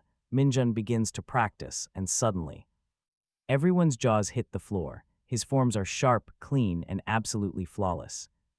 The other recruits simply cannot believe their eyes. The coach orders everyone to halt and calls Min-jun straight up to the podium. Facing the group, the instructor points out that their sword movements look stiff and completely disconnected. He tells them to take notes from Private First Class Min-jun. The entire squad tenses up, their eyes locked straight on him as Min-jun steps forward and runs through the sword forms again, each swing cleaner and sharper than the last. Eventually, Min-jun gets tired and flops onto a seat, wondering why he is the one putting on a show when he is not even the training officer. He wipes sweat from his forehead, complaining to himself about the intense heat and wondering if it will actually snow like the weather forecast promised. Just then, Sarah walks over, praising him for executing the routine so well, and hands him a sealed packet, telling him to eat it when he is alone. Min-jun stares at it, confused, wondering what kind of guy walks around with random things like that in his pocket. Right then, Dongjun approaches, complimenting Min-jun's flawless form and asking if he can take a closer look. During the break, Min-jun is caught slightly off guard, not expecting this kind of sudden request. Dongjun adds that he knows it is Min-jun's first time officially training with the squad, and it is obvious the sword is his specialty weapon, but for him, fighting monsters has never felt completely natural. He politely asks again if he can observe Min-jun's movements for a bit. Min-jun replies that if Dongjun truly wants his help, he can watch as much as he wants. Watching Dongjun go through the motions, Min-jun notices right away that this guy has trained seriously. His technique is solid, following the standard form of hunter swordsmanship to the letter. The problem is not his physical movements, but rather his confidence, and that, well, happens to be Min-jun's own absolute specialty. He thinks to himself that while the timing is not right yet, he is going to mold Dongjun into a truly top-tier hunter. Soon, Saturday arrives, bringing the advancement examination. Right now, things are still pretty relaxed and chill. Two recruits are glued to a girl group's music video like it is the absolute highlight of their week. Other guys are playing a heated basketball match, while off to the side, one soldier is laser-focused on a game of Go. Then, suddenly the campus speakers crackle to life with a loud announcement from the main office. It summons all hunters scheduled for their upcoming advancement exams to head directly to the military training grounds. The message keeps looping on repeat, sounding more urgent as it echoes around. Everyone freezes, eyes widen, and hearts start racing. The big moment is finally here. They all know exactly what this means. It is time to level up and earn the rank of corporal. Min-jun just smiles, knowing his moment has arrived. On a bright, sunny day, the hunters assemble at the training grounds. Soon after, 2nd Lieutenant Kim Chae-alman of the 2nd Battalion steps forward. He introducing himself as their guide for the day, dryly smiling as he said he hoped they would actually bother to listen. Wasting absolutely no time, he immediately calls for headcount, ordering each company to report their numbers. Just then, a bus rolls up and Kim Chae-alman instructs everyone to board in an orderly manner. Once everyone is on board, he reminds them of what they already knew. The advancement exams are taking place at the 105th Division, mining. They are heading straight to Gapyeong. Before taking his seat, he gives one last piece of advice: review the practice questions while on the Road on the bus, it is pure chaos, packed wall-to-wall with confused weirdos. And jittery hunters, some are already gossiping about how the 4th Battalion will be joining the advancement exams today, and one guy immediately perks up, asking if that means girls will be there. His entire mood instantly lights up as he starts bragging about finally showing off his many years of intense training and weapons proficiency just to impress them. Both guys get totally hyped and fired up about getting phone numbers. One of them comes fully loaded with cheesy tricks to impress girls, even though winning them over is going to be a massive struggle. Kim and Jun are fired up and ready to go all in. After a bumpy ride full of dumb banter and sky-high delusions, they finally roll into the 105th Division base in Gapyeong, Jeongo, quickly getting ushered into written examination room 7, where the hunters take their seats and get ready to face the test. Invigilator Kang steps up and announces the results, saying everyone passed the written exam, except for Cho Jongwook from the 2nd Battalion of the 104th Division. The other hunters are told to head to the practical examination room right away. Cho Jongwook stands frozen, looking deeply stressed as the others file out around him. Once the room clears, Kang lets loose, yelling at him for failing an exam that is supposedly easier than getting a driver's license. He calls him a complete fool as his voice rings loud enough to echo through the hallway. Outside, the other hunters burst out laughing at the brutal scolding. Kim Min-jun stands there with a satisfied grin while the rest crack up, and among them, the woman named Sun Yun-seo quietly watches the group go. Over in the practical exam room, Lieutenant Colonel Lee Chulju, the official in charge of the entire advancement process, addresses the gathered hunters, welcoming both the examinees and the examiners on behalf of the 105th Division, while acknowledging the hard work it took for everyone to make it here, setting a serious tone for what lies ahead. Lieutenant Colonel Lee Chulju explains that the main purpose of the exam is not just to determine who deserves a promotion, but also about fostering a spirit of friendly, fair competition between the 3 divisions. While he speaks, the hunters start shifting in place, some already zoning out or fighting off yawns, but the moment he mentions that this year's advancement exams include participants under a special exception, the room instantly perks up. He names Private First Class Kim Min-jun and Private Sun Yun-seo from the 104th Division, both being rookie hunters who enlisted less than a year ago. Kim Min-jun blinks, wondering if there is someone else beside him. The colonel then asks if everyone is familiar with the 104th Division, warning them not to stir up any needless misunderstandings. One of the hunters muttered that it was true, one could get special exceptions if you volunteered for the front lines with top-tier grades. A few guys during his enlistment year got that offer too, but as far as he knew, they had all turned it down. But the second he realized they were talking about the 104th Division, his voice died and his face shifted to pure disbelief. The crowd looked just as stunned when they noticed that Kim Min-jun had already reached the rank of Private First Class. Through the growing whispers and side glances, one hunter noticed that Kim Min-jun did not seem to care about being the absolute center of attention. While the rest were curious or shocked, Kim Min-jun just wanted to get this over with. Right then, Yun-seo and Kim Min-jun locked eyes, but only for a brief second. The air between them was thick with tension. Yet nobody else caught on. Next, the colonel ordered everyone to give their all, as Captain Young Sang-kal stepped forward to take full charge, announcing that they would now begin the stat tests, starting with strength, agility, and stamina. The captain explained that the very first challenge would be the strength test, which was actually pretty straightforward. They simply had to shove the massive examiner standing directly in front of them. Instructor Lee added that they had exactly 1 minute to finish, grading them on a scale of 100. For anyone who managed to push the stone 10 meters, anxiety instantly filled The room, as he called the first candidate, Private Kim Jin-huk of the 103rd Division. Kim Jin-huk stepped forward, straining with all his might. Yet the examiner did not move. He could not even shake the heavy stone. And got a flat 0, resulting in an immediate disqualification.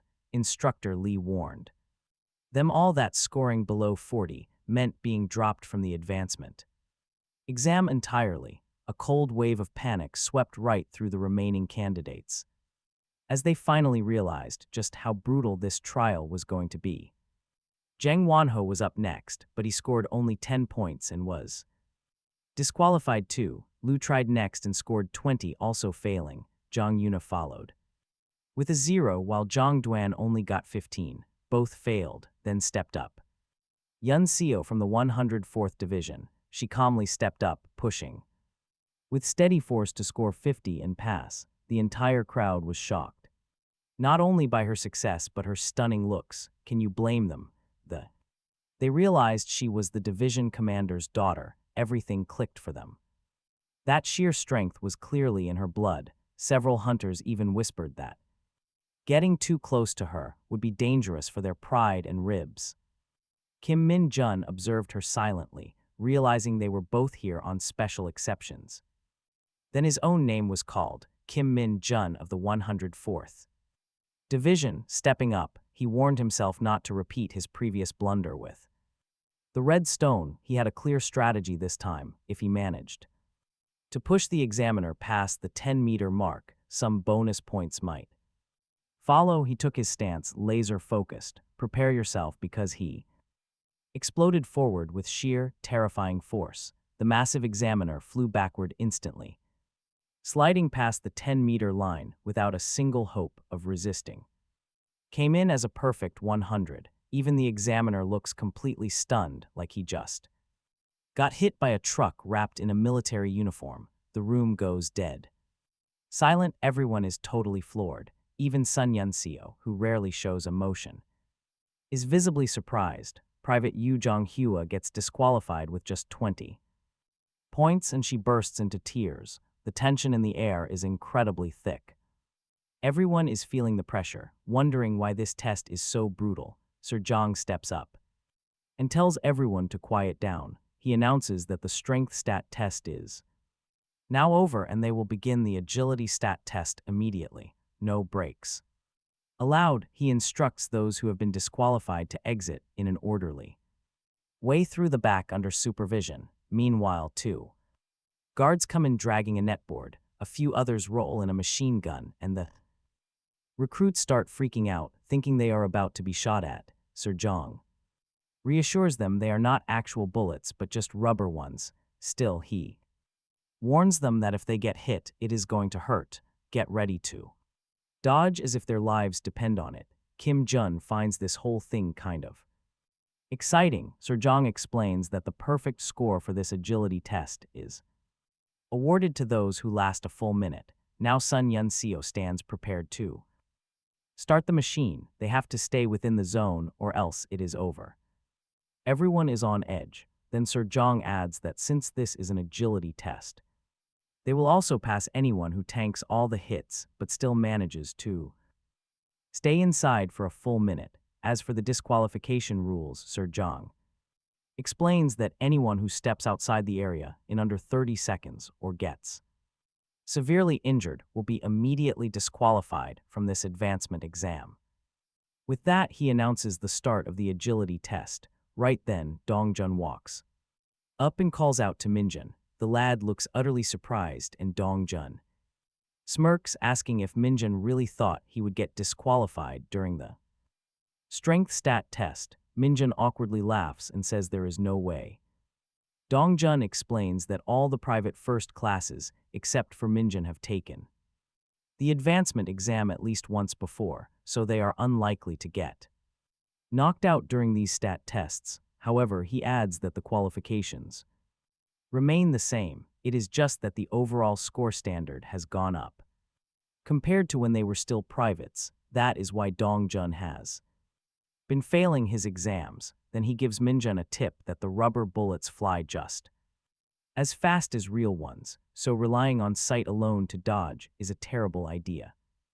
Instead, he should focus on the slightest movements of the gun to predict the bullet's path. Suddenly, Sir Jong announces that Private Yun Kitai has been disqualified and orders the examiners to escort him to the infirmary. Min-jun starts thinking about how brutal these stat tests actually are. So many people are getting knocked out before even reaching the real combat portions. No wonder the pass rate is so low. Honestly, making it this difficult actually makes sense. Then Private First Class Gi Yongdu gets disqualified as well, and Sir Jong, clearly disappointed, comments on how underwhelming this batch of hunters is. He reminds them this is nothing compared to the sergeant advancement exam happening in the room next door, wondering out loud how anyone is supposed to advance like this. Private Sun Yun Seo gets called next, and the entire crowd falls completely silent, watching in awe as she dodges the rubber bullets with unreal precision. Instructor Jang raises his voice to tell everyone how it is done. This is exactly how things should look, and she finishes her run with a flawless score, leaving everyone gasping, but she does not stop to enjoy the praise. Instead, she stops and locks eyes with Kim Min-jun, now standing still. He is utterly confused while nearby recruits whisper, wondering if they are dating. Kim Min-jun frowns, wondering what she wants. He starts overthinking, assuming she wants a compliment for her performance. Well, if that is the case, she should ask her family for applause. At home, when Private First Class Kim Min-jun is called next, he steps forward, confidently, still feeling Sun Yun-seo staring, which only makes him even more irritated. But once the bullets start flying, he becomes a completely different beast. Instead of dodging in place, he charges forward, weaving through the bullets like a casual stroll, and the crowd completely loses it, laughing and shouting in disbelief as he keeps moving, even making goofy faces at Sun Yun-seo while effortlessly ducking and spinning through the fire. She stands frozen, completely shocked by what she is seeing. The timer crosses 1-minute mark and Instructor Jang, totally stunned, finally yells ceasefire. Even someone like him did not expect such a smooth play from a junior, so he proudly announces that Kim Min-jun has achieved a perfect score on the agility test. Everyone regathers on the field, standing straight and highly focused, and Instructor Jang praises them for their solid performance. Later, Jang announces the start of the stamina test as the final part of their overall exam. The rules are simple. They must enter a dungeon and march through a shifting empty corridor with a strict 40-minute limit. The instructions are broadcast over the speaker system. Everyone must get their hands stamped by the examiner stationed at the turning point inside the dungeon and make it back before time runs out. The catch is, nobody tells them how far the turning point is. It is just non-stop marching. Kim Min-jun wonders if everyone is seriously pacing themselves when they have only just started. This bunch moves so carefully that it feels suffocating. He thinks about whether it will cause trouble if he runs. Suddenly, Sun Yun-seo dashes past him. Kim Min-jun blinks, instantly wondering what she wants now, but then excitement surges through him. It looks like she is challenging him, and nothing gets Kim Min-jun more fired up than a sudden race. Fired up, he kicks into high gear and matches her speed, determined to catch up. Everyone around is completely baffled, wondering what has gotten into this guy. But in a flash, Kim Min-jun catches up to Sun Yun-seo and flashes her a confident smile, leaving her taken aback. He casually says there is not much to it as he keeps pace, but Sun Yun-seo does not get what he means. He quickly brushes it off, saying he is just talking to himself. Then, without warning, the guy speeds up and dashes ahead, leaving her behind. Sun Yun-seo slows down and comes to a stop, catching her breath. That is when a memory flashes through her mind. She recalls her friends getting incredibly excited after finding out she had a meeting with the battalion commander right after arriving. The moment she arrives, she learns she has a meeting with the battalion commander at the training center. Blondie confirmed that the rumors about Yunseo were true. She really was a general's daughter and a rookie boasting incredibly high stats. It was the talk of the camp. Back then, Yunseo had blushed, leaving the others shocked to see that behind her cold exterior was a surprisingly shy girl. Everyone assumed a two-star general's daughter would be a total snob, but she wasn't. Despite her sweet nature, the other girls could not help but feel slightly jealous. Everything in Yunseo's military life seemed to be running as smooth as silk. It was already obvious she would become the absolute top recruit of her year. Off in a quiet corner, Yunseo slips off her jacket, her thoughts drifting back. She still recalls the shocking moment Min-jun shattered the entire redstone. Later, the white team dominates the drill, with Yunseo standing tall at the end. She proudly raises the blue flag as the announcer declares their victory. The white team had secured the flag in a record 3 minutes and 34 seconds. Their reward is a 10-minute break while the losing team gathers before the coach. The coach praises the winners for setting an incredible new record at the center. He tells them to take a well-deserved rest and recover their strength. Blondie speaks up, giving all the credit to Yunseo, their absolute star player. She jokingly admits that the rest of the team barely did anything at all. But just as they are relaxing, Blondie bursts in with a shocking update. Someone completely demolished their morning capture, the flag record this afternoon. The insane new record stands at an unbelievable 1 minute and 2 seconds. She is left totally speechless, wondering how such a feat is even possible. While Blondie panics, Yunseo quietly listens, processing this unbelievable news. But the moment Kim Min-jun's name is mentioned, her attention is completely locked. Blondie yells that this guy Min-jun from the 4th platoon did it alone.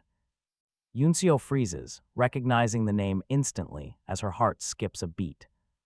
The other recruits chime in, gossiping about his near-perfect shooting score. He even completely nailed his ICM training without a single mistake. Word spreads like wildfire, and everyone shifts their attention to this rising star.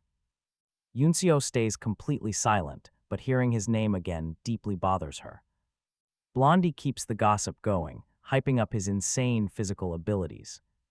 She claims Min-jun runs as fast as lightning without even breaking a sweat. She even mumbles in her sleep about him hunting a massive, elephant-sized beast. Someone finally snaps and tells her to go to sleep. Meanwhile, Yunseo drifts into a childhood memory of her father, gently patting her head. Before leaving the house, he inspired her to become just as strong as him. Later, Commander Cho calls her into his office to praise her incredible performance. He mentions wanting to speak with the daughter of his highly respected former boss. Yunseo does not mind, so Cho asks which division she plans to join. With grades this exceptional, any military division would be lucky to have her. He asks if she is considering the elite 107th Division. That is where General Sun, her father, currently commands, but Yunseo has other plans. With quiet resolve, she asks which division Kim Min-jun belongs to. Back in the present, she knows her choices were not driven by childish reasons. Even so, she had provoked Min-jun out of spite, but now she finally understands. Why he is mad, Yunseo's face turns bright red as she thinks back on. Min-jun stunts, unsure if she's actually jealous or just incredibly annoyed. Then it hits. Her true goal isn't just taking first place, but growing stronger on her own.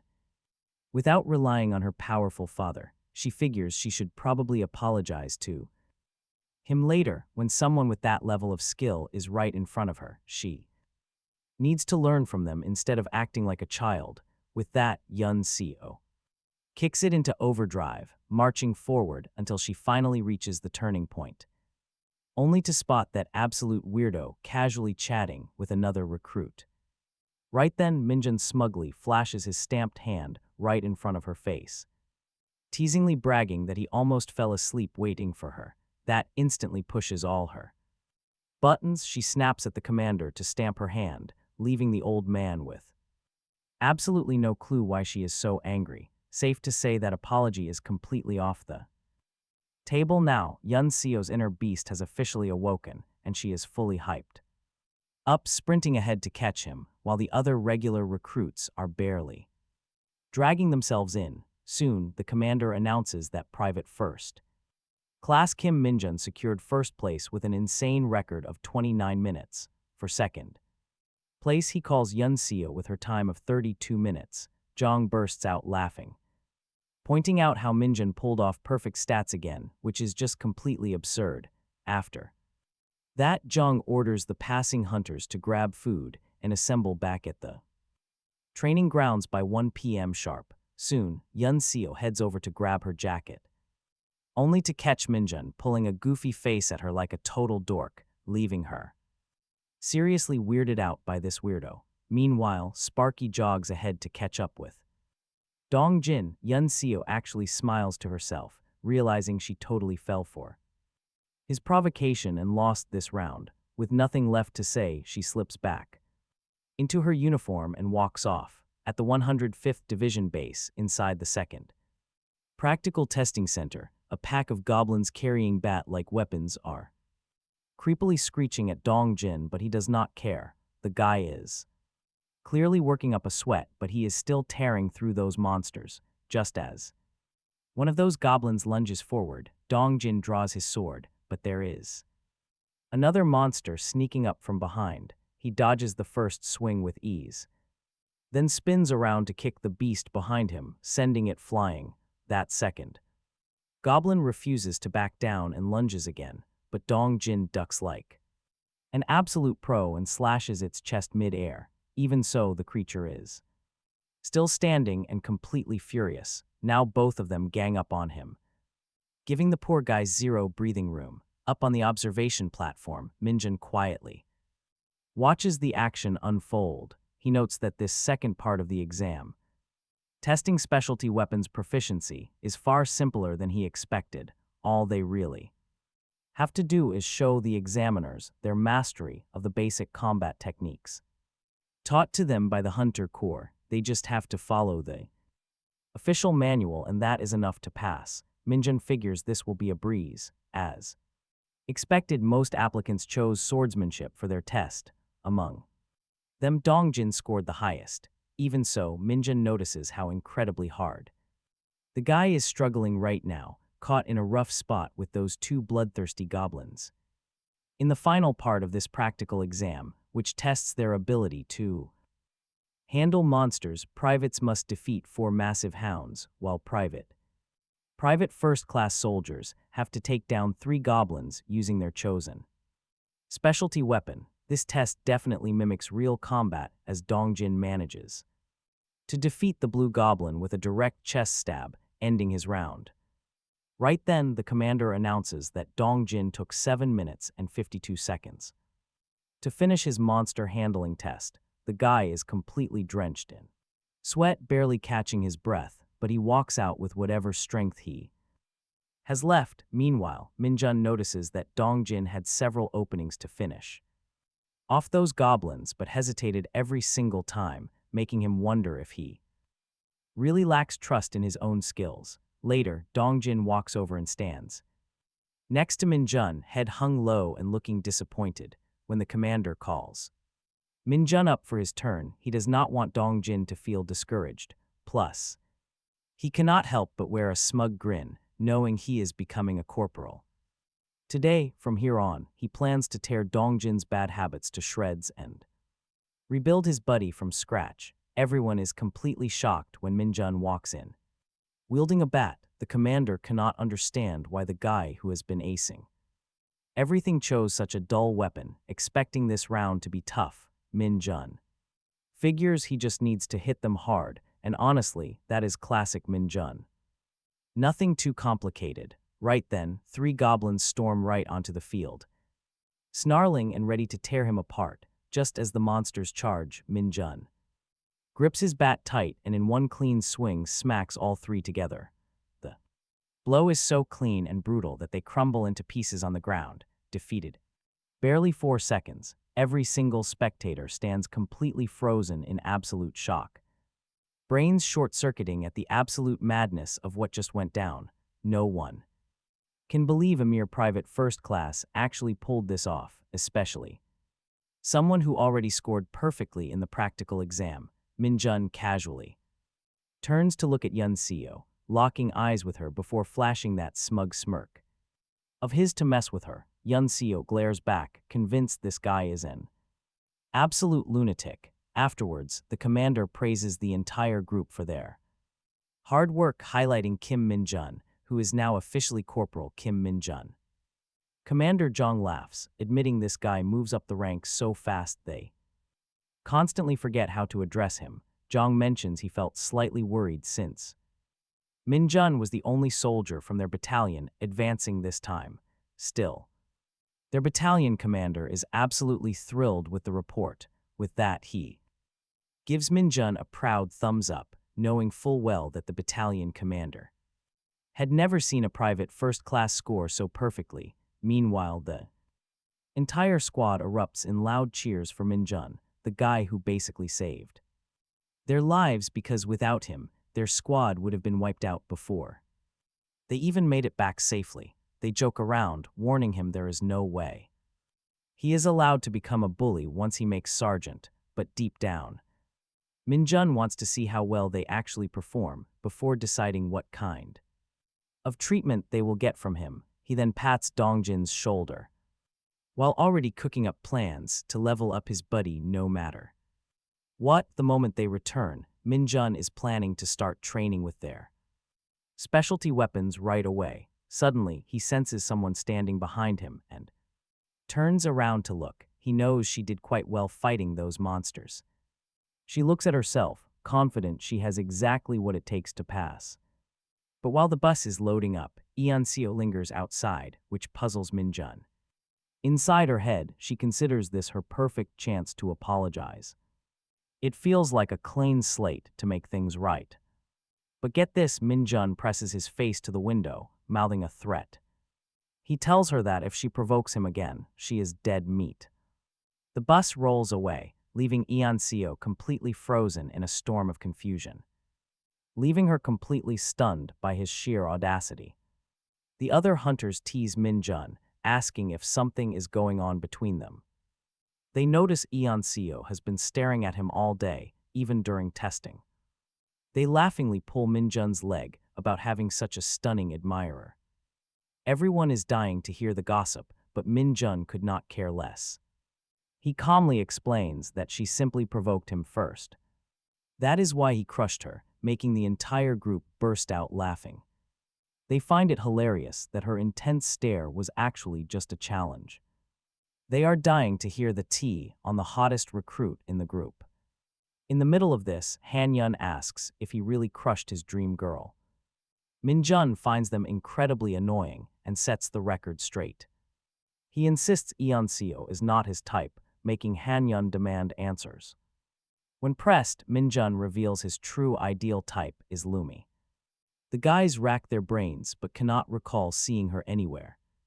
Someone asks if she is an idol, but Min-jun has higher standards. He calls Lumi the greatest beauty of the dungeon world. But the squad just stares at him with pure, unadulterated judgment. They feast like there is no tomorrow, and honestly, who could blame them? Sergeant Cho remarks that he has never seen Min-jun look so happy. Min-jun does not deny it, and Cho genuinely thanks him for everything. He is especially hyped because Min-jun already earned 3 stripes. This means he is just one step away from becoming a sergeant. Min-jun nods with a mouthful of food, washing it down with soda. Just then, Sergeant Sun-ho arrives with a cart full of bottles. He orders the entire second squad to gather in the lounge. Sensing a serious meeting, they listen as Sun-ho brings up his report. It is the official write-up regarding the squad's second sinner. But the real highlight is the reward they got for top scores. They scored actual beer, sending Sergeant Cho and the guys into pure joy. They refuse to let Min-jun drink alone, but Sun-ho cuts them off. He explains the beer is a personal gift from the commander to Min-jun. So technically, nobody else is supposed to touch a single bottle. This instantly riles up the squad, leaving everyone grumbling in annoyance. Sergeant Cho complains that Sun-ho definitely planned this from the start. He probably favored Min-jun's squad, knowing they would secure the rewards. Later that night, Min-jun slips away alone to do some training. He takes the chance to summon his cute little night walker. He chats with the creature, recalling how shocked he was initially. This weird creature appeared during his summon, but Min-jun already has a clear plan. He does not really need an assassin and has the perfect job for it. So he tasks the little shadow with gathering some incredibly important intelligence. Min-jun wants it to keep a close watch on those high-ranking officials. It must follow them quietly and report anything unusual right away. Especially anything with demonic energy, but suddenly the Night Walker lifts its hand. This tiny gesture leaves Min-jun confused until he realizes what the little guy wants. He is asking for a treat, so Min-jun sighs and tosses him demonic energy. The moment it grabs the ball, the little shadow looks absolutely thrilled. It walks away, head held high, while Min-jun warns it to stay hidden. Still, seeing how incredibly excited the Night Walker is makes him pretty anxious. If anyone spots it, pure chaos, the squad would go into high alert. It would trigger a massive emergency, but suddenly Sergeant Kim Sun-ho appears. He asks what Min-jun is doing, nearly scaring the soul out of him. But Min-jun recovers quickly, laughing it off and saying he needed fresh air. He says it has been ages since his last drink when Kim asks about his tolerance. Min-jun casually explains that dark mages do not get drunk like normal people. Poison or alcohol doesn't matter, their bodies naturally detoxify everything immediately. Anyway, Sergeant Kim Sun-ho congratulates him on advancing so quickly. He tells Min-jun not to get too comfortable and gives him a quick warning. He cannot show up late because the squad will finish all the drinks first.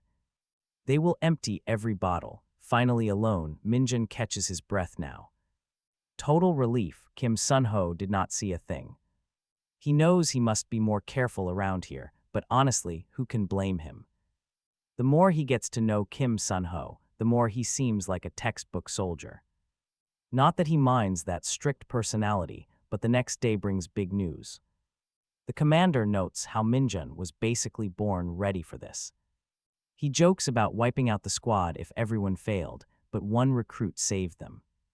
He was absolutely flawless and completed it with a perfect score. Corporal Min-jun just set a brand new record of 4 seconds on his exam. That makes the commander laugh, recalling when he doubted the kid's potential. He thought training Commander Choi was crazy for hyping Min-jun up so much. Min-jun shattered expectations and even handled that middleback crisis solo. Commander Choi mentions how Min-jun jumped in first during the oil reserve crisis. Officer Lee points out that this rookie climbed straight to corporal in record time. In just one single month, which is completely unheard of in their unit. He does not just meet expectations, he completely destroys them. Commander Seo realizes that Lee is hinting at a highly elite assignment. The Hunter Special Forces Brigade is no joke, but can Min-jun really handle it? But Lee remains incredibly confident, believing that Min-jun is the chosen one. He has seen many hunters, including those who became absolute legends in the Corps. But he is different and might be something else entirely. Maybe a terrifying new monster is about to be born right before their eyes. Later in the desert, a massive swarm of lizard monsters and orcs fill the horizon. Right in the middle stands Min-jun, casually gripping his bat as they close in. Because that is when the real show begins. Inside the dorm, the guys are drinking hard, no tomorrow. One teammate can't even stand up straight. That's when Min-jun walks in, catching sight of his squad mates completely. Wasted in the corner, one guy, clearly on the verge of a massive hangover, slurs out. Question, is Min-jun feeling okay? Our guy just throws him a smug grin and says he's totally fine, leaving the guy stunned. He can't believe that. After drinking so much, Min-jun is still standing tall without a single wobble. He straight up calls him a real monster. Just then, Sun-ho steps in from behind, and Min-jun casually asks if he's doing all right. the drunk guy stumbles into a salute for Sergeant Lei, who says he's doing fine after sweating it all out. Min-jun flashes a smile as he looks over Sun-ho's fit build, thinking that this guy really is the definition of a true soldier. On top of that, Sun-ho asks if the kid has checked out the gym yet, and Min-jun replies that he hasn't gotten the chance. Sun-ho tells the kid to start using the gym now that he's a corporal. He adds that the virtual device in their squad is actually pretty solid, so Min-jun should give it a try. The moment he hears there is a virtual device, our main man gets a jolt of excitement. Finally, time to check this out, and he is totally fired up. First things first, he needs to pick a monster. He scrolls through the options and selects the orc monster, but when it comes to the number of orcs, Min-jun goes completely nuts. He maxes it out to around 30. To him, that still feels way too little. He is trying to get that full-on game vibe, like he is in the Warrior series. Then it's time to choose his weapon, and Min-jun is absolutely losing his mind seeing how awesome the options are. After locking in all his selections, he steps into the VR room, fully geared up, clutching a bat in his hand, ready to bring chaos. It's time to kick off the battle, and Min-jun finds himself dropped into a desert setting, pumped and ready to take on some monsters. The dude is loving the CGI and graphics that look almost too real. Orcs start popping out of nowhere, all geared up to wreak havoc, but Min-jun isn't phased. He swings his bat and nails his first sixer, sending an orc flying through the air. What a hit, and Min-jun is hooked from the first swing. He picks up the pace, smashing through orcs like it is nothing. Completely in the zone, the way the bat feels in his hands makes him grin, and he calls out to the monsters to bring more. In just a few seconds, it is all over. Only one survivor remains, Min-jun, but that was too easy. 30 orcs is not even close to satisfying, so he dials things up and selects 30 goblins, 30 golems, and 30 lizard men to crank up the intensity.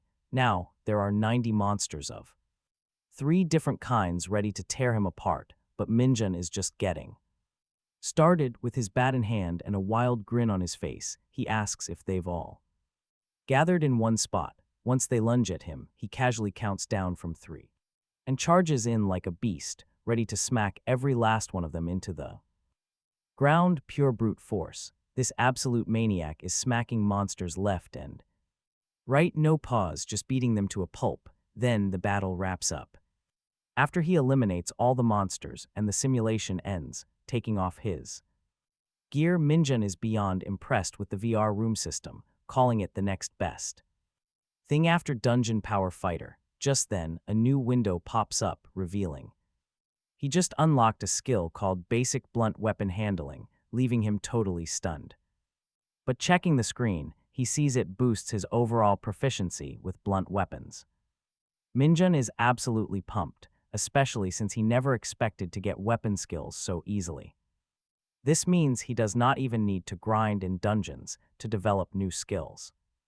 He decides to mess around in the virtual reality room more often, experimenting with weapons. That way he can easily up his game, but suddenly he bumps into Dongjun. The guy looks like he has just seen a ghost, his face completely pale with shock. Shaking, Dongjun points at the simulation battle results, unable to believe his own eyes. This guy actually soloed 30 goblins, 30 orcs, and 30 lizard men all by himself. But get this, Min-jun is just annoyed that the machine is broadcasting his score. Dongjun demands to know if he really wiped them out, leaving him totally speechless. But then a clever idea hits him. Putting on a very serious, commanding expression, he speaks. He tells Dongjun that they need to have a serious talk inside the gym. Sweating bullets, Dongjun asks why, only for Min-jun to flash a highly suspicious, sly grin. He tells him it is training time, shoving the poor guy inside without waiting. Even as Dongjun complains about a nasty hangover, Min-jun says this is actually perfect. A good sweat will help. Right after they head inside, a soldier named Kim walks in. He is completely floored by Min-jun's results. Just then, Kim Gwangshik arrives. He asks where the squad is, specifically looking for Kim Min-jun. One of the soldiers quickly explains that most of the team is getting snow shovels. But in his hurry, he accidentally calls Min-jun a corporal. Big mistake, Min-jun has not been promoted yet. Realizing his massive mistake, he panics and rushes right off. He scrambles to find Min-jun, shouting that the platoon commander needs to see him. Meanwhile, Guangxik stumbles across a group of off-duty soldiers huddled together.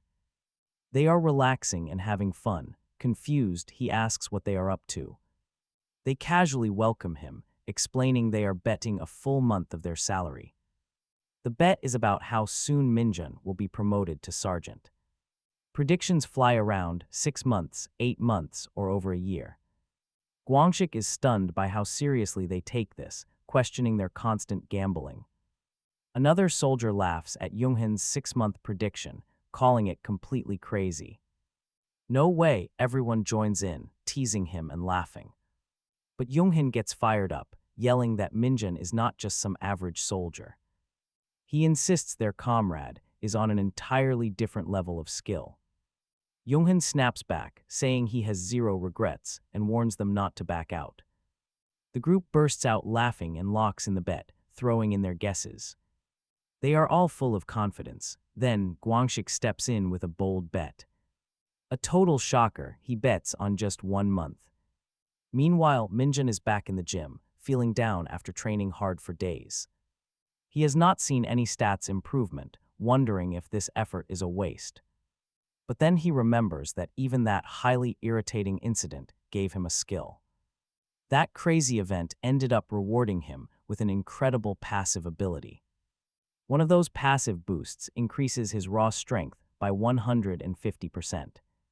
He begins wishing for a legendary scaling skill to boost his growth even more. Then a notification pops up, a brand new skill. It is called Power, granting him a solid 5-point boost to his strength stat, even.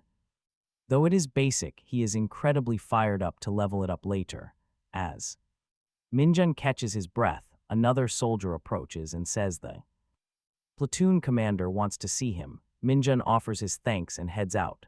The soldier watches him leave, pretty confused by how calm and focused he seems today. Something just feels different when Min-jun arrives at the administrative office. He salutes and reports for duty. Kim Min-chul welcomes him inside and leads him to the counseling room for a chat.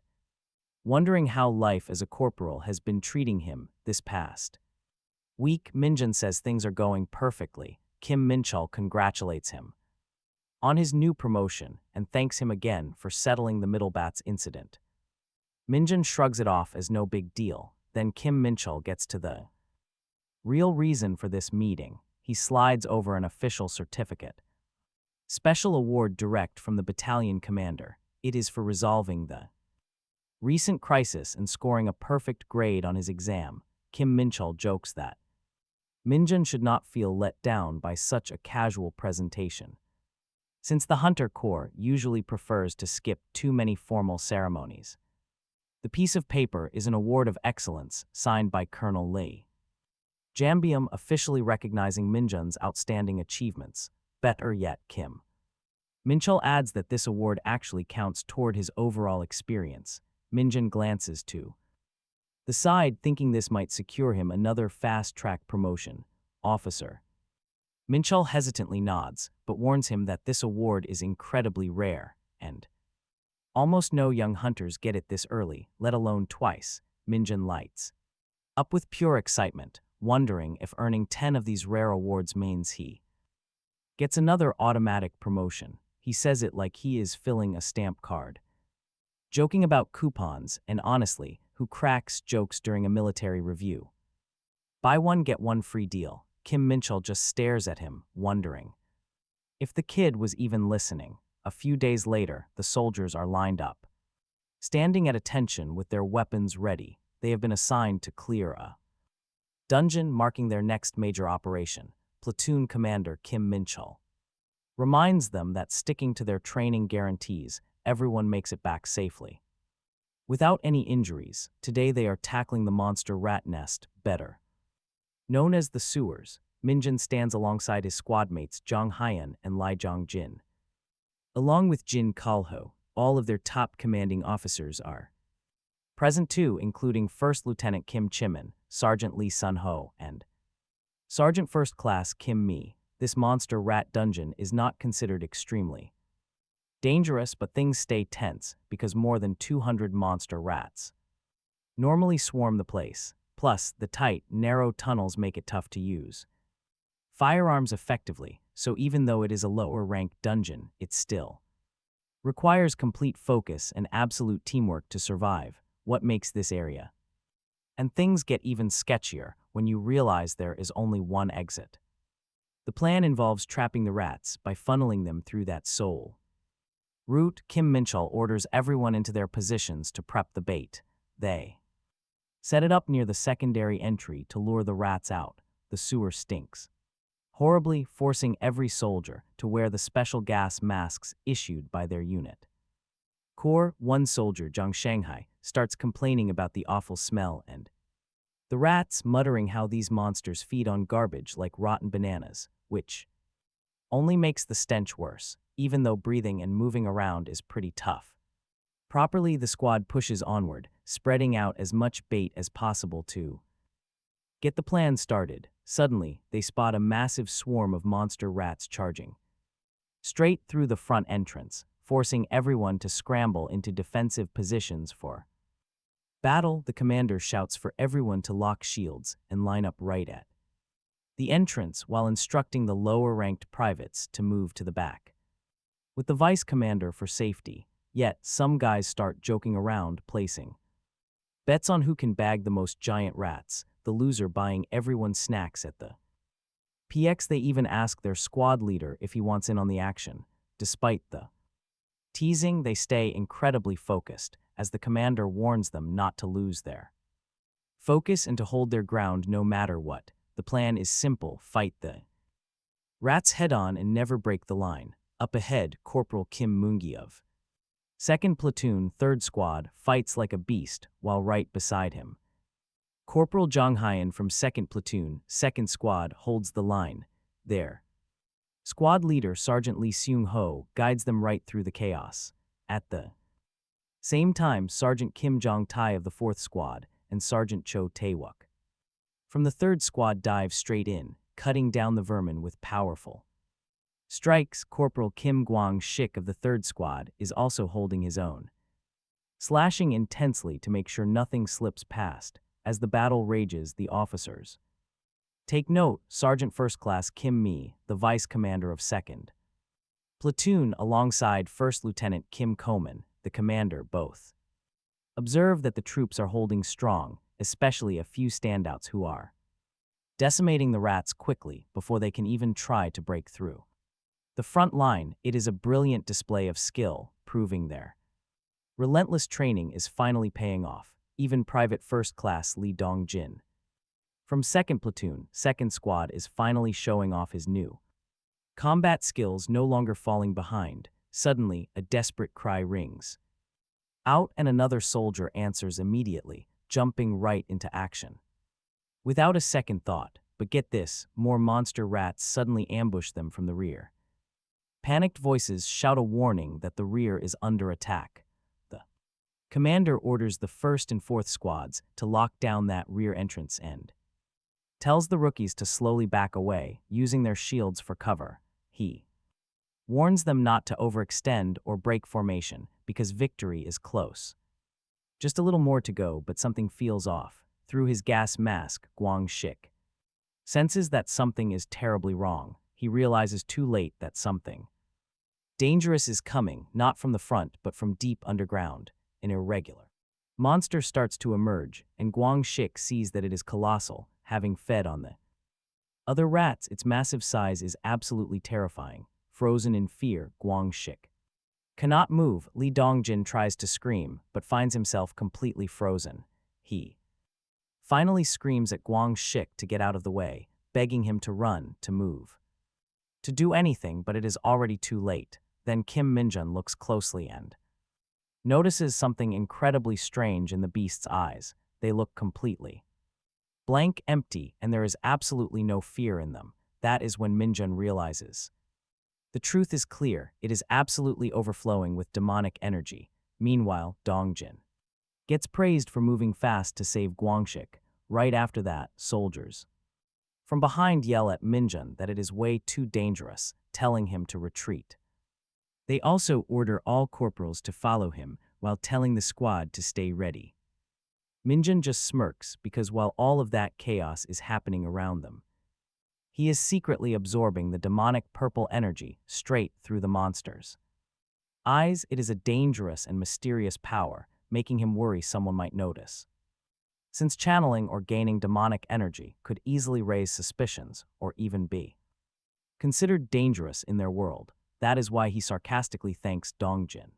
Since his bold move distracted everyone, helping Min-jun absorb the energy without getting caught. Suddenly, a notification appears, letting him know he has absorbed a certain amount of demonic energy, and his demonic energy stat has increased by 1. Min-jun realizes just how much power that beast actually held, promising to use it wisely. Jong admits defeat, stunned. Meanwhile, Kim McCull confirms it was an irregular monster as the final report arrives. All platoon members have now successfully retreated from the dungeon. Only one irregular monster was confirmed, and it was taken down by a single soldier. Even though things have finally quieted down, the buzzing of mosquitoes and lingering tensions serve as a harsh reminder. Nothing out here is ever truly normal. Jong approaches Min-jun. He sincerely thanks him for the save, confessing how frozen he felt. Min-jun just shrugs it off, apologizing for acting without orders, but Jong quickly dismisses it. It was an emergency. Quick thinking saved both Guangxik and Dongjin.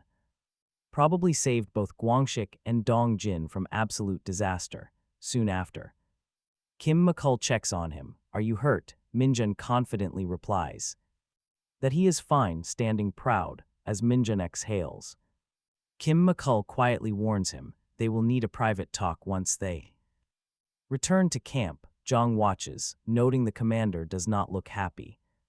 Not happy at all. Suddenly, radio updates start coming through. Comms, evacuated members have only minor injuries, and Dongjin is already finished his medical checkup, heading back to camp. Guangxik, despite having a few minor head bruises, is expected to fully recover and return tomorrow. The second platoon is suddenly called to attention. Because of the unexpected events, the clearing operation is officially called off. Pack up and get ready to leave. Without a single second of hesitation, the squad responds in unison. Later at the office, Min-jun is summoned. He is ordered to write down exactly how he defeated that monster and hand it over, but Min-jun hesitates, unsure. He jokingly thinks about writing how he tried to smash it with his shield and then just punched it. But who would believe that? Kim McCull admits he could not see everything clearly. His vision was blocked. Still, he asks if Min-jun really defeated the beast with his bare fist.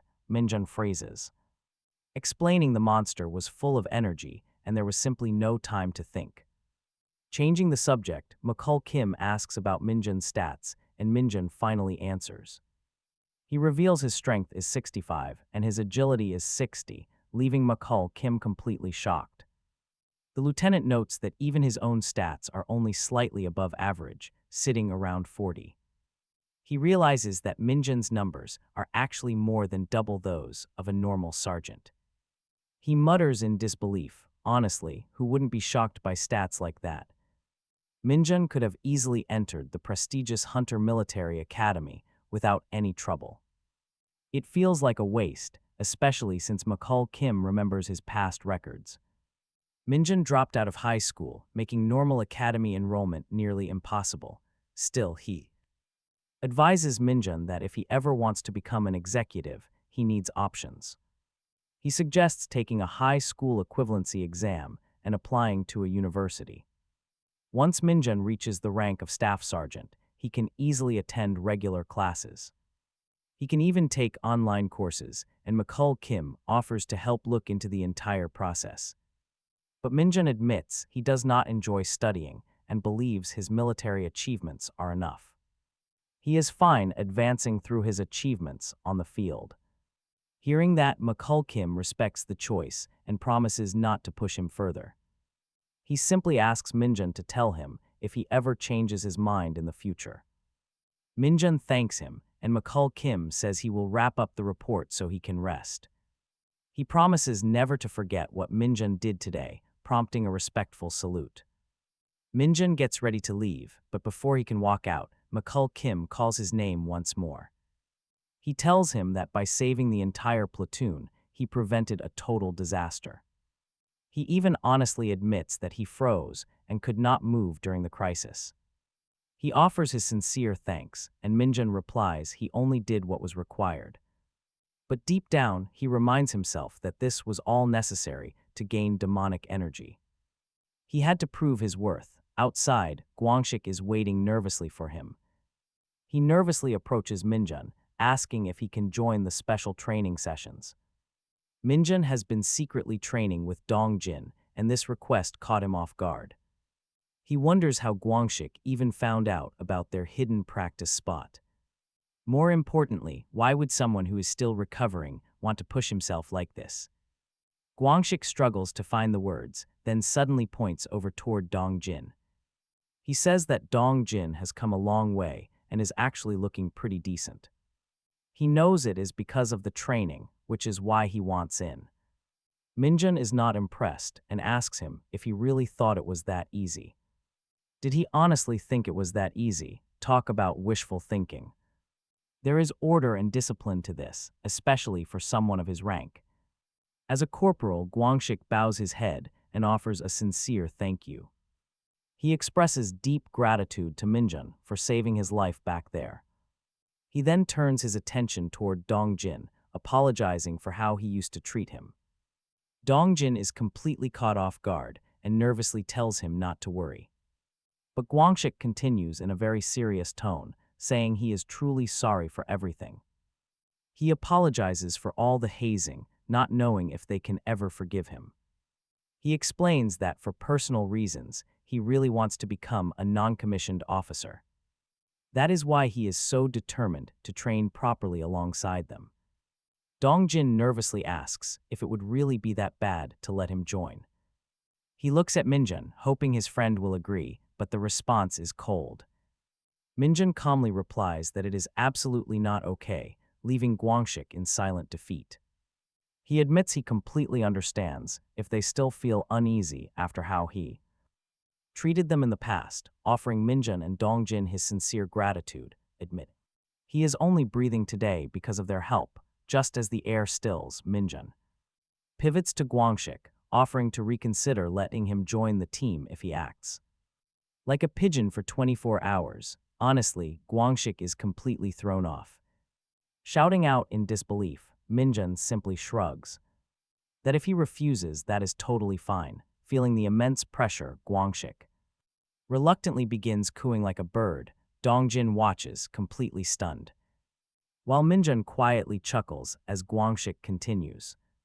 Flapping around like a bird, the saint praises the giant for his efforts, gently asking if he has anything to share. Though the giant seems hesitant, he finally asks how long the saint intends to keep acting this way. The saint answers that nobody really knows, then offers a special gift meant for the one who looks toward the future, adding that a heartfelt gesture can never be overdone. Meanwhile, Sergeant Cho is highly annoyed that right after finishing a grueling dungeon raid, they are already forced to handle heavy construction work for the base camps. He grumbles that being treated this poorly in his final year of military duty is unfair. As they carry materials, Purple wonders aloud if these outposts actually help when fighting off monsters. Sergeant Cho merely shrugs, saying nobody actually knows. But hold on, a massive delivery arrives and Gwangshik announces that the Stettel has finally arrived, explaining that they jokingly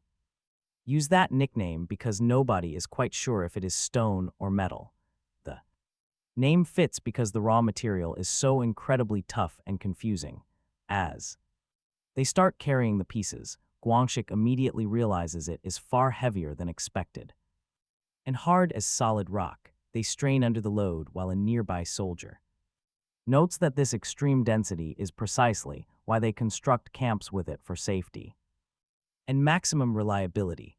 Guangxik adds that the material comes from a rare mineral harvested only in special dungeons. He begins to reveal the specific name, but Min-jun cuts him off. Demanding to know what he just muttered, Guangxik quickly backtracks, claiming it was nothing, thinking someone might be curious. Right on cue, Vice Commander Mi calls a 10-minute break time. Mi approaches the platoon leader, whispering a rumor he caught wind of while gathering supplies back at military headquarters. Word is spreading that a specific gate, the infamous Tin Can dungeon, has surfaced right in the 104th Division. Total silence. Sergeant Cho gapes in pure shock, demanding to know if it is true. Dongjin instantly panics, shouting that another deployment there would mark his and Cho's third trip inside that miserable dungeon. Cho complains loudly, but Mi steps in to soothe the panicked squad, reminding them that the official investigation is active and nothing is set in stone. Meanwhile, Guangxik quietly murmurs about the nature of these dungeons, explaining how veterans use that odd label for portals that share a very specific style. First, they are massive. They are absolutely packed with a massive variety of different beasts. Finally, they completely lack terrifying boss entities or high-risk threats. Because of this, these maneuvers are perfect for gaining real combat experience, which is why divisions frequently use them for massive exercises known as Hunter Field drills. Min-jun overhears Guangxik mumbling again and asks who he is even talking to. Guangxik shrugs, claiming he thought someone might actually be curious. Min-jun repeats the name, feeling quite confused and clearly not thrilled. This does not sound like the training he wants. No way does he want boring drills, he just wants real combat. But Mitchell Kim reminds the squad that this is official divisional training. It is mandatory, but it is also a great chance to build merits. The moment Min-jun hears about merits, his eyes instantly light up. It is the perfect chance to gain recognition and grow much stronger. He gets incredibly excited, realizing the front lines offer endless opportunities. He can prove himself here, feeling proud of his choice to enlist. It was absolutely the right move, and things are turning out perfectly. Even better than imagined, but watch closely right here. Min-jun suddenly spots a faint purple glow right under his foot. Without drawing any attention, he casually slides his boot to cover it. Meanwhile, Dongjun and Cho groan in sheer exhaustion, complaining that they do not need any more merits during their final year. They are already worked to the bone. Min-jun quietly sighs in relief. Thankful that nobody noticed the strange light, he plays it cool, brushing the matter aside to focus on the incoming reinforcement request. Sergeant Inasun, the female officer on duty, explains the urgent situation. An irregular monster has appeared, prompting a request for immediate backup. The call came from the investigation team inside the new Yangwu dungeon. The commanding officer notes that this dungeon is within a military zone, far from any civilians. Inasun confirms this but adds a grim detail. 2 members of the search team collapsed without any warning signs. She warns that these bizarre incidents are happening far too frequently now, meaning the entire gate needs to be cleared out immediately. The commander decides to hand area control over to regular soldiers, while pulling back all active hunters stationed in the Yangwu sector. Instead, they will redirect resources to a massive civilian gate in Hongchun. Inasun accepts the order immediately. Meanwhile, Min-jun watches with a grin.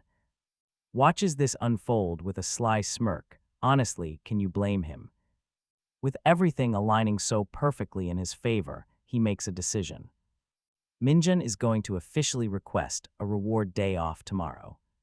Later, Min-jun double-checks his pack to ensure he has all his gear. As he moves out, Mitchell Kim spots him and asks if he is leaving. He mentions noticing that Min-jun carried double the load of steel during camp setup. It all makes complete sense to him now. Min-jun worked like a beast just to secure his free day. Half impressed and half annoyed, Mitchell calls him a true monster. Min-jun just smiles, offering a polite thanks, though Mitchell quickly notes it was not a compliment. Pointing at the form, Mitchell questions Min-jun's destination.